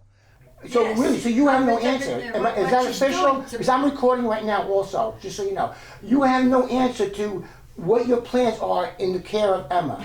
Am I right? Am I right? Okay, thank you. I understand. That answer means no, right? No. Whatever you want it to mean to him. No, it's not what it means to me. It means what it means to. Go away. It's what it means. My aunt. What it means to others. I'm visiting my aunt. Okay. You are harassing me now. No, I'm not. Go away. No, I'm not. Why are you yelling at me for? Go away. Why are you yelling at me? You're intrusive. Are you going to attack me? You're You're standing up now like you're going to attack me. This is what he did to me the other day. I didn't even see you the other day. At this point, I think Kathleen doesn't like the way this conversation is going and decides to apply a little psychotherapy to Emma. He's implying that I'm trying to hurt you. I didn't see you the other day. And he's trying to tape it to make it sound like I'm trying to hurt I didn't. I asked you nicely. Confronting a narcissist can lead to narcissistic rage.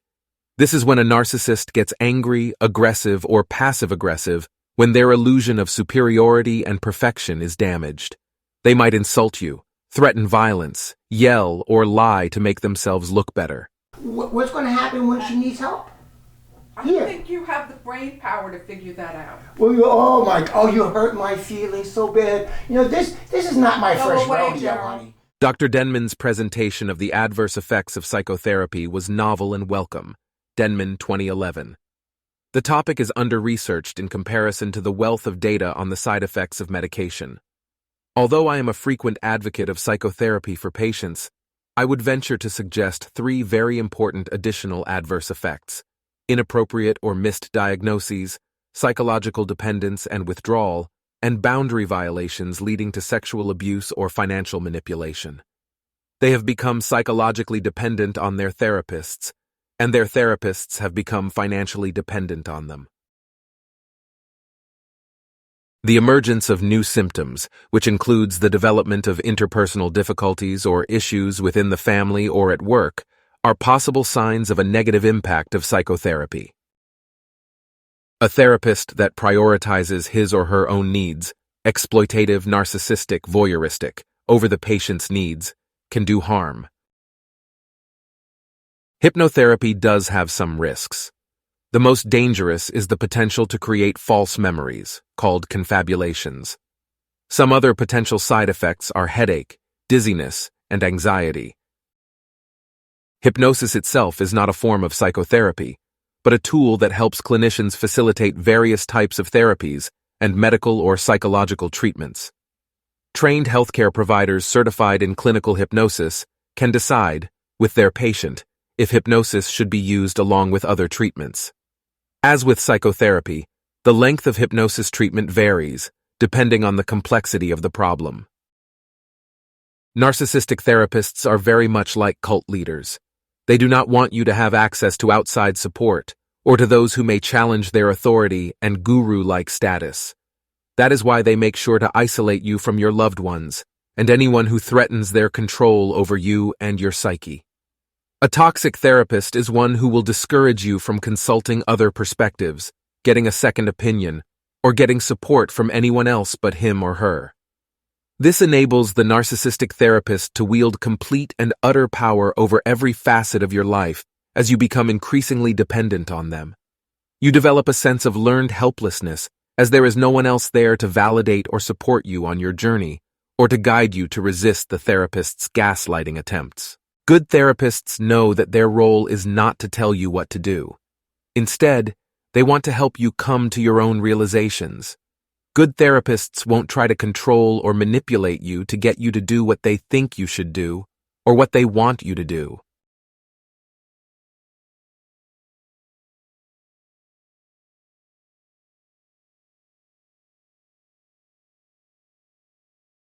Emma, did you change the power of attorney? No. Your niece did. Your niece changed the power of attorney. Me and her were supposed to be power of attorney together. So if your niece, Yeah. So if your niece decides that she wants to put you in a nursing home, she can. Emma, how do you feel about that and all that going on? You tell me you didn't know this was going to happen? I don't know. No? See, that concerns me because, we're always on the up and up all the time, We really are. And now you're telling me that, they've done something that you had no knowledge of, right? And I'm talking about I power. had knowledge of it. Oh, you did? Oh, yes. Okay, Yes. but you approved of it, that taking her off? Pardon me? You approved of them taking off Denise? Because she had said that we should do this. Right. I feel like they're putting a wedge between us. They're turning the hatefulness. They're making you, me feel like that you want nothing to do with me. That I've always tried to do best by you. And I just feel very hurt that they would even think that. And I even questioned Kathy on that. And she said, oh, no. And, but they've never had a conversation with me. Never. Could sit down, never answered. I would talk to them over a text or call them. Shut me down. Yeah. Here is a letter from Kathleen Monahan dated July 21st, 2022, stating the removal of Denise from power of attorney. No discussion, no explanation why, and very unprofessional, just a failure to communicate. Here is the notarized version of the letter. Notice the date of March 24th. A total of 128 days between March 24th and July 30th. The postmark date on the envelope. I think they had plenty of time to discuss this with Denise. We know that meeting never happened. Do you think Kathleen and Luann are up to no good yet? There's more. Here is an address change confirmation letter from Apple Bank sent to Emma Ackerman dated July 22nd, 2022. Did Kathleen and Luann decide it would be to their benefit if Emma's Apple Bank statements went to Luann's home at 5 Park Avenue, Patchogue, New York? Were they being cautious of someone seeing changes made to the Apple Bank accounts that benefited Kathleen and Luann? Did Emma know about this? Luann removed Emma from her home of 25 years on September 7th. That is 47 days after the address change letter dated July 22nd. Let's talk about that. In the cross-petition page 12, paragraph 37, it was stated during the September 7th incident, Emma asked Luann, "Can I come home with you?" In the video clip, you can hear Emma asking Luann to bring the rest of the things into the house. You guys are doing a terrible job with her. Terrible job. Get the things. In a month's time, I've seen such a decline. You guys are doing a terrible job. In a month's time. Terrible job. A few minutes later, as Emma requested, Luann is bringing in the shopping bag and milk carton. Just about an hour later, Luann is walking toward the back entrance and stops to make a phone call. Is Luann trying to call Kathleen for instructions on what to do? You see, my point is, did Emma say to Luann, "Can I come home with you," as stated in their cross-petition, or did Luann and Kathleen make that decision? From what I'm seeing here, Emma had no intentions to leave her home of 25 years.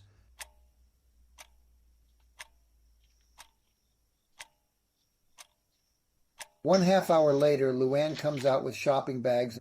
The bottom line is when my aunt looked at me and said, "Could you please take me out of here on Wednesday night?" I said, "Of course, Aunt Emma."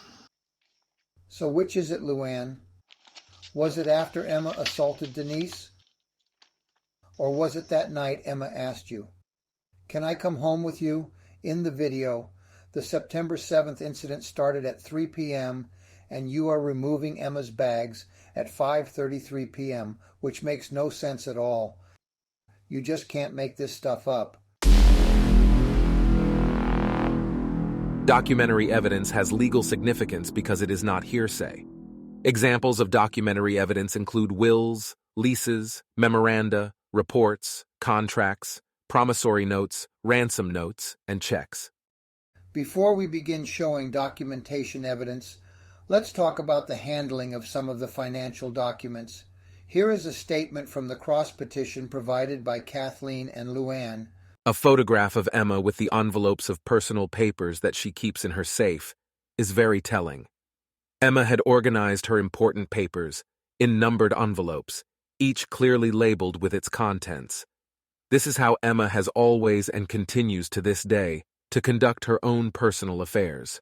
She knows the extent of her property, including the important papers that were contained in her safe, and is very organized with her belongings. Kathleen, Luann, you got me there. I can't agree more. Emma is very organized with her paper keeping. So the problem is, why are financial papers strewed out across the kitchen table? Luann, this is how you left everything on that day of September 7th. You left behind a lot of incriminating evidence. Honestly, it looked like a crime scene, and maybe it was. Here is a beneficiary update by Ameriprise Financial Services, dated November 21st, 2019, provided for and signed by Emma Ackerman over a year after Peter Ackerman died on October 29th, 2018. This was not signed under duress or influence by others. The beneficiary designation list includes 14 recipients. Emma included her nieces and nephews, who mainly were non-existent in Emma's 21 years, married to Peter, and included Peter Ackerman's daughter and his grandchildren. There is one name missing from this list, and that is Kathleen Monahan. I also want to point out that on the list, everyone is listed as 7% except my wife of 40 years. Now, why is that? I can tell you because I was there. Denise cared for Emma in so many ways and was very much the daughter Emma never had. Kathleen and Luann took that all away from Emma. Let's take a look at more documents. Now here is a beneficiary updated on August 15, 2022, and lo and behold, some changes have been made. The one change that sticks out, now Kathleen is listed as a beneficiary and Denise has been removed. Is this a coincidence? There are other changes made that don't look copacetic either.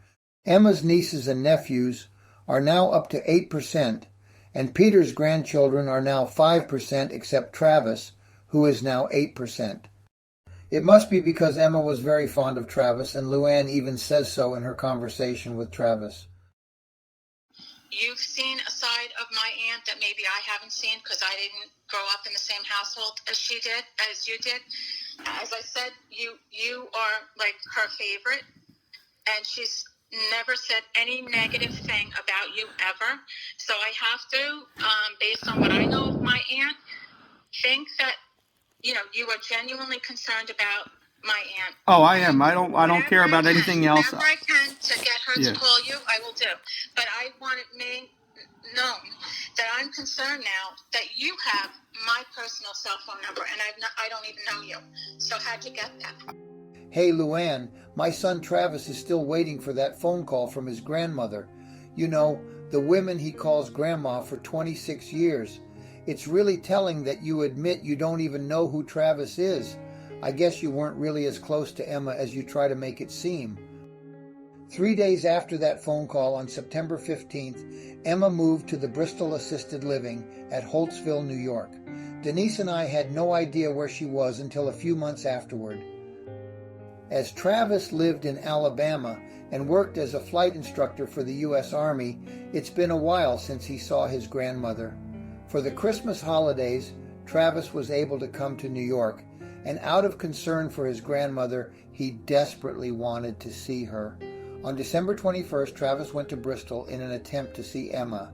I asked Travis to record the visit. Okay, are we sure about that? Because I've been trying to get a hold of. I mean, I'm her favorite resident. Yeah. And I've been trying to get a hold of her for many months. There are some other influences that are trying to keep her away from me and other people. Okay, I'm not privy to that. Okay, you don't have to explain. Yeah, it seems a little fishy because I did call about an hour ago and they said come on in. So somebody told you to come in? I said I'm going to come over here and they said sure.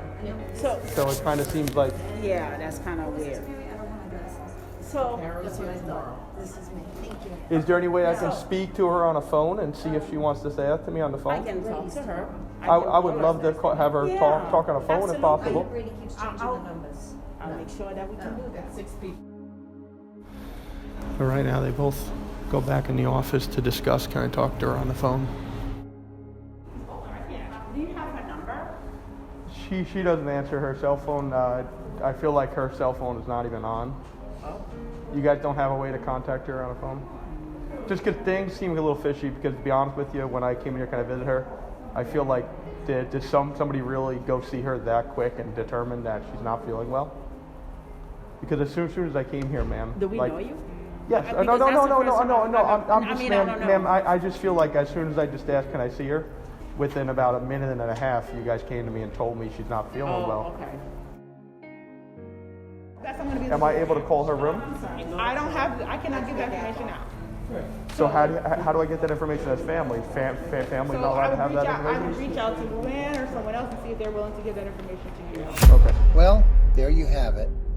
After 14 minutes of Travis getting the runaround, he finally got the receptionist to admit why he cannot see his grandmother. Travis continued to question her, and she said 3 more times, "You have to talk to Luann." I would reach out to Luann or someone else and see if they're willing to give that information to you. We all can suspect that someone else is Kathleen Monahan. Good job, Trav. I just want to see my grandmother. That's all I want. Reach out to Luann. Okay. They've lied to me over and over again saying, yeah, she loves you. You can't use your phone. I don't know the phone number. Just You gotta reach out to Luann. but that doesn't work. So I unfortunately, can't never see my grandmother again. I'm saying reach out to Luann. Okay, and are we sure this doesn't have anything to do with them trying to block everybody else except I don't for have them? nothing to do with that. I really think the authorities need to investigate this thoroughly.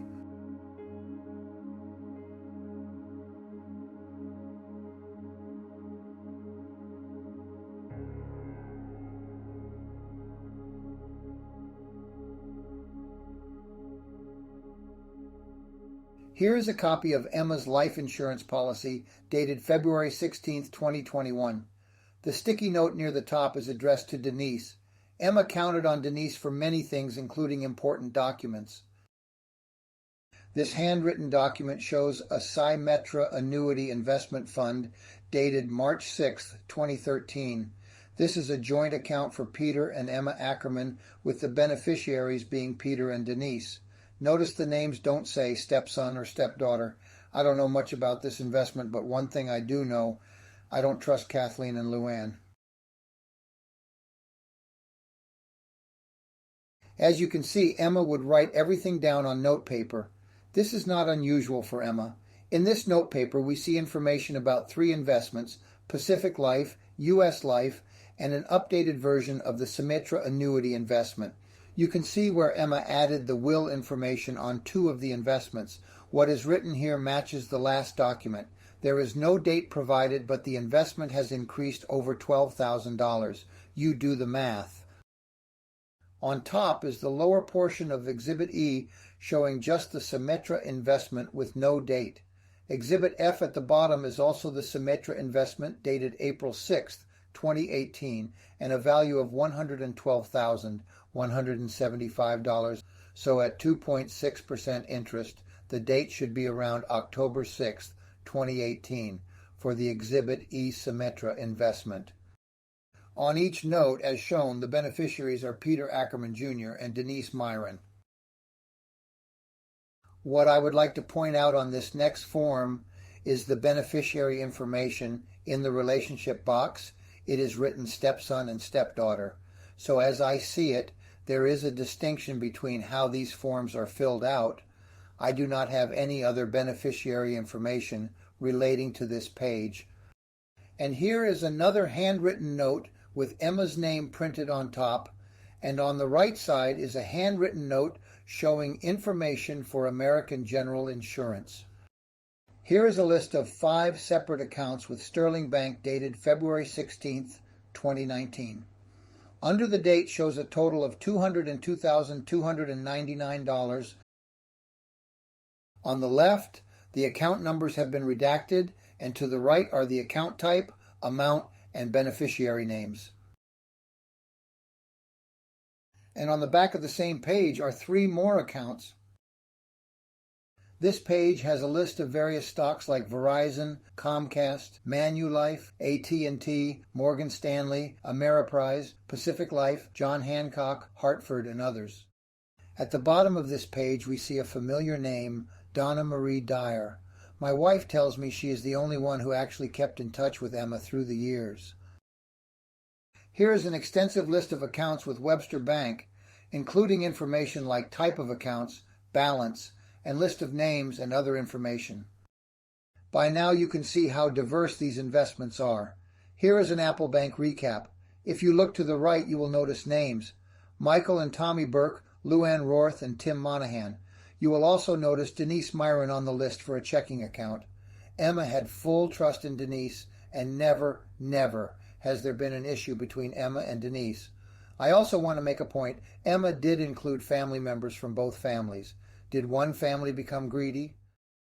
Next, we have a Pacific Life policy. The account number has been redacted, as in all documents. I do believe this is a life insurance policy. On the 3rd line, it shows the beneficiary to be Peter and Denise. Now on the left side of the page, you can see the dates of April 2022. So why did Emma make Peter and Denise beneficiaries at that time? Is it because they were Emma's closest family? Was it because they were Peter Ackerman's descendants? I think it was both reasons. April 2022 was when we started to get suspicious of Kathleen and Luann. Here's another handwritten Sterling National Bank document. What really stands out to me is some of these investments are maturing in April 2022, around the same time Kathleen and Luann are allegedly removing financial documents from our home. Is this a coincidence? Just another handwritten Sterling National Bank page. Emma's record-keeping methods might be unusual, but heck, what do I know? I'm not an accountant. As we continue the process of displaying various documents, this one is very telling, so pay attention. First, let's look at the beneficiary list on this document. Now, as shown on the right is the Ameriprise beneficiary list dated November 21st, 2019.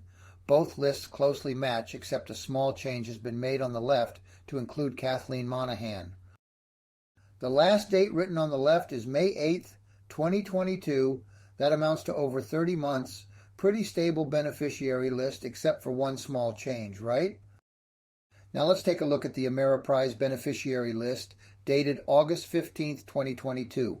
As you can see, major changes have been made.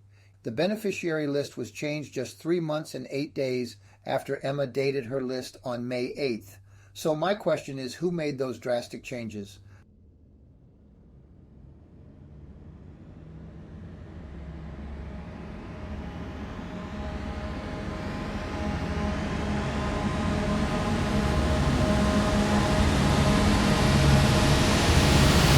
Dear Emma, we're writing to confirm that Kathleen Monahan and Lou Ann Monahan Roth are attorneys in fact to your accounts. Kathleen Monahan and Lou Ann Monahan Roth now have the following authority. Full authority. This allows an authorized person to open new non-trust accounts, enter into margin and option agreements, buy and sell securities, change ownership of and move money and assets to accounts within and outside of Ameriprise Financial. Additionally, you've authorized Kathleen Monahan and Lou Ann Monahan Roth to act independently as attorneys in fact on your non-trust accounts. In addition, you have granted Kathleen Monahan and Lou Ann Monahan Roth the authorization to make changes to current beneficiary designations on your non-trust accounts and to name beneficiaries for any new non-trust accounts opened in your ownership. Emma wanted everybody else except for you out of the deal.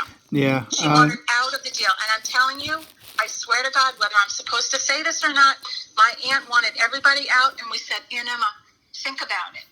These grandchildren didn't do anything to anybody. Please, just give them a little bit. So hold on, Luann, let me get this straight. You're begging Emma to give her grandchildren a little bit, but you have full authority to open new accounts, change ownership of and move money and assets to accounts within and outside of Ameriprise Financial. So let me ask you a question. Do you have to beg Emma for you to open new accounts for anyone in your family? I don't know, I have to call this total bullshit. Here is an Apple Bank statement dated July 29th, 2022, addressed to Emma Ackerman and in care of Luann Roth. The account summary has a withdrawal of $25,000, a withdrawal date of July 29th, 2022. Emma was removed from her home of 25 years on September 7th. So what was the reason for withdrawing such a large sum of money? Do you have the receipts, Luann? After the death of Peter Ackerman Sr. in 2018, the house was put into the Ackerman Family Trust by Peter J. Ackerman Jr. and D-Miron as co-trustees. During Peter's petition and cross-petition in late 2022, it was brought to my attention Kathleen and Luann attempted to take ownership of the home. I understand this was also mentioned to Honorable Justice Marion Tenari. Now, I can't prove this, of course, as I wasn't there, but I do have something to show you. Here is the property tax bill for 2022 to 2023. Just to make our life a little harder, Luann had the tax bill sent to her home at 5 Park Avenue, Patchogue, and fraudulently put her name as the owner on the tax bill. My thought is, if we don't receive the tax bill, we will not pay it and be in default, and somehow she would benefit. Copyright disclaimer under Section 107 of the Copyright Act, 1976. Copyright. Disclaimer under Section 107 of the Copyright Act, 1976. Allowance is made for fair use, for purposes such as criticism, comment, news reporting, teaching, scholarship, and research. Fair use is a use permitted by copyright statute that might otherwise be infringing. nonprofit, educational, or personal use tips the balance in favor of fair use. Before I give my final summation, I would like to touch on one of the weakest allegations in this documentary. Let's talk about that. Soon after Kathleen and Luann started to have a greater presence in Emma's life, I noticed a change in Emma's cognitive behavior. At first, I thought Kathleen and Luann were medicating Emma. I just knew something wasn't right with her. As time went on, after close observation of Kathleen and Luann, I started to wonder, was something more sinister happening? Was Kathleen using non-therapeutic hypnosis techniques to turn Emma against us? Some would say this is a wild allegation, but is it? Does Kathleen even possess the ability to perform hypnotherapy? Let's see what Kathleen Monahan has to say about this. Hello, I'm Dr. Kathleen Monahan. I'm Associate Professor in the School of Social Welfare. I'm the Chair of Psychopathology and Psychopharmacology, and I give some guidance on the trauma. Wow, psychopathology and psychopharmacology. Well, those are some really big words, Antoni. I will tell you what, they are very powerful words. Okay, so what type of treatment can a psychopathologist provide?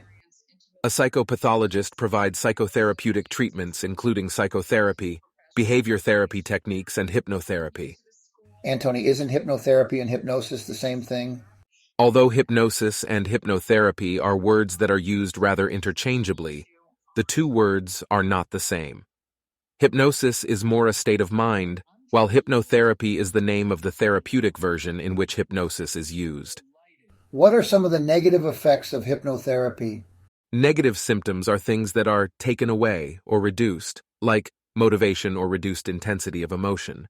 By reduced intensity of emotion, do you mean zombie-like? Yes, sometimes. Here is something I found on the web by Matthew Brownstein, dated April 27, 2021. The difference between a hypnotist and a hypnotherapist. Where a hypnotist might give suggestions to the subconscious mind, a hypnotherapist uses more powerful and more advanced techniques to make change, which can be much longer lasting. A hypnotherapist uses transformational modalities, which not only talk to the subconscious mind, but rather talk with the subconscious mind. There you have it. Kathleen is a psychopathologist and has the ability to administer more advanced hypnosis techniques to make changes that can be much longer lasting. A person like that could be very dangerous and in the hands of a narcissist. I shudder at the thought. Okay, let's move on to the other big word, psychopharmacology. So what is psychopharmacology? Psychopharmacology is simply the study of how medications affect the mind and thinking processes.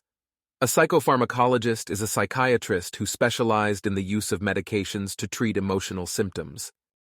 If Kathleen is truly a psychopharmacologist, could she have prescribed mind-altering medicine to Emma? I can't say for sure, but it does look like she could unless she is lying about her credentials. From early on, I suspected that Emma was being drugged. There were times she acted like it. I had no way to prove she wasn't. But now I have reason to believe it's true. Kathleen is a psychopharmacologist, after all, and has all the tools to do so.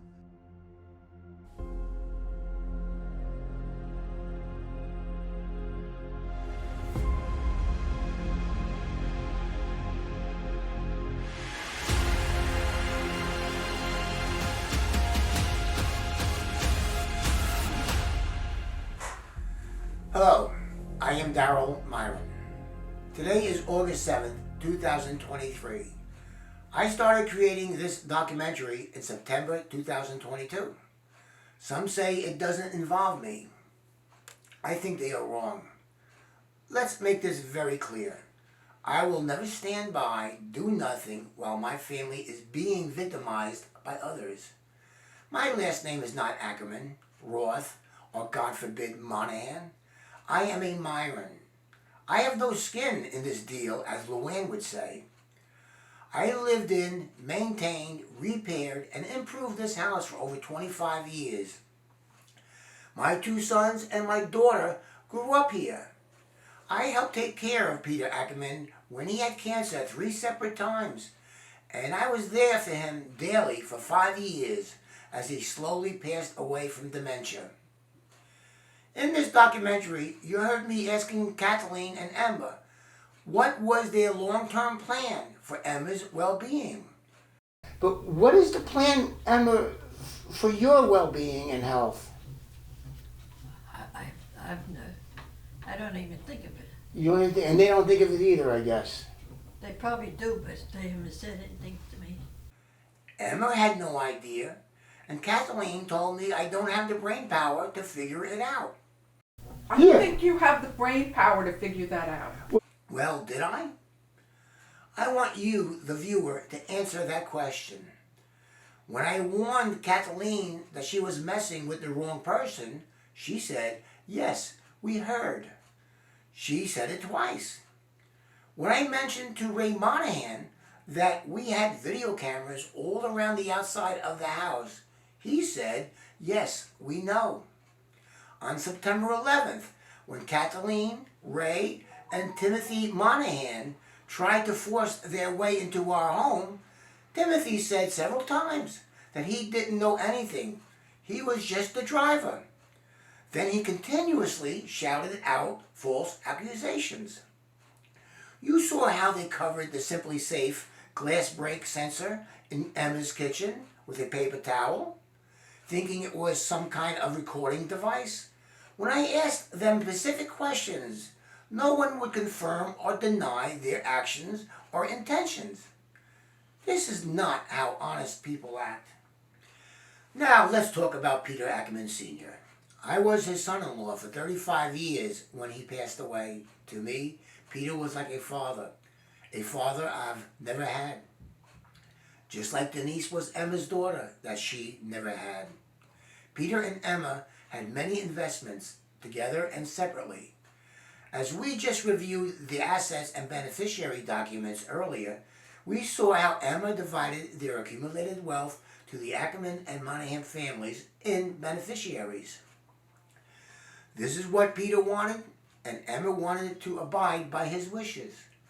We seen it in Emma's very detailed notes. Then Kathleen and Luann had other ideas. They weren't happy with just a fair share. They wanted it all, including the house. After I reviewed the financial documents, I would estimate the total worth, including the house, to be over $1 million in assets. These were just the documents Luann left behind on September 7th. There could be more investments. I don't know. I personally believe all documents written after the date of April 1st, 2022 should be reversed to the documents written prior to that date, minus any legal liabilities Kathleen and Luann may face proven in a court of law. Late last year, in 2022, Peter Ackerman Jr. petitioned the court for guardianship of Emma. In response, Kathleen and Luann submitted a cross petition full of disparaging lies about my wife Denise, knowingly providing false statements with ill will toward her. Denise was named 54 times in the 26-page cross petition, and it was obvious she was their target of disparagement. During the guardianship petition court case, Denise and I never had the chance to rebut the defamatory lies about us. One would think the courts would have requested us to come in and respond to the allegations. The Peter Ackerman petition was dropped on April 24, 2023. Let's talk about the September 7th incident. No matter what Luann says, Denise did not attack or jump Emma. We saw the video. So why did they feel it was necessary to remove Emma from the home? Was it because they were losing control of Emma? Was Emma's erratic behavior a direct result of Kathleen using non-therapeutic hypnosis techniques on her? Emma didn't look well. Luann is almost pathological with her mendacious comments on the phone call with Travis and in the cross petition. This documentary wasn't made for entertainment purposes. What I tried to do is show everyone the hell Kathleen Monahan and Luann Roth put us through. And you know what? It's not over yet. They are still a threat to our peace and everything we worked hard for. I have about an hour more of edited video to show, but that would make this video way too long. Kathleen and Luann, I made a promise to you, and I hope I delivered. School of Social Welfare, Stony Brook University, is this a problem? The Adult Protection Services is too secretive and should be renamed the Affluent Protection Services. My work here is done for now. It is time for others to make it right.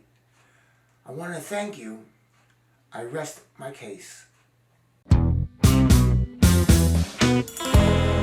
Confess, you feel the way I do. Confess, I think you want me to.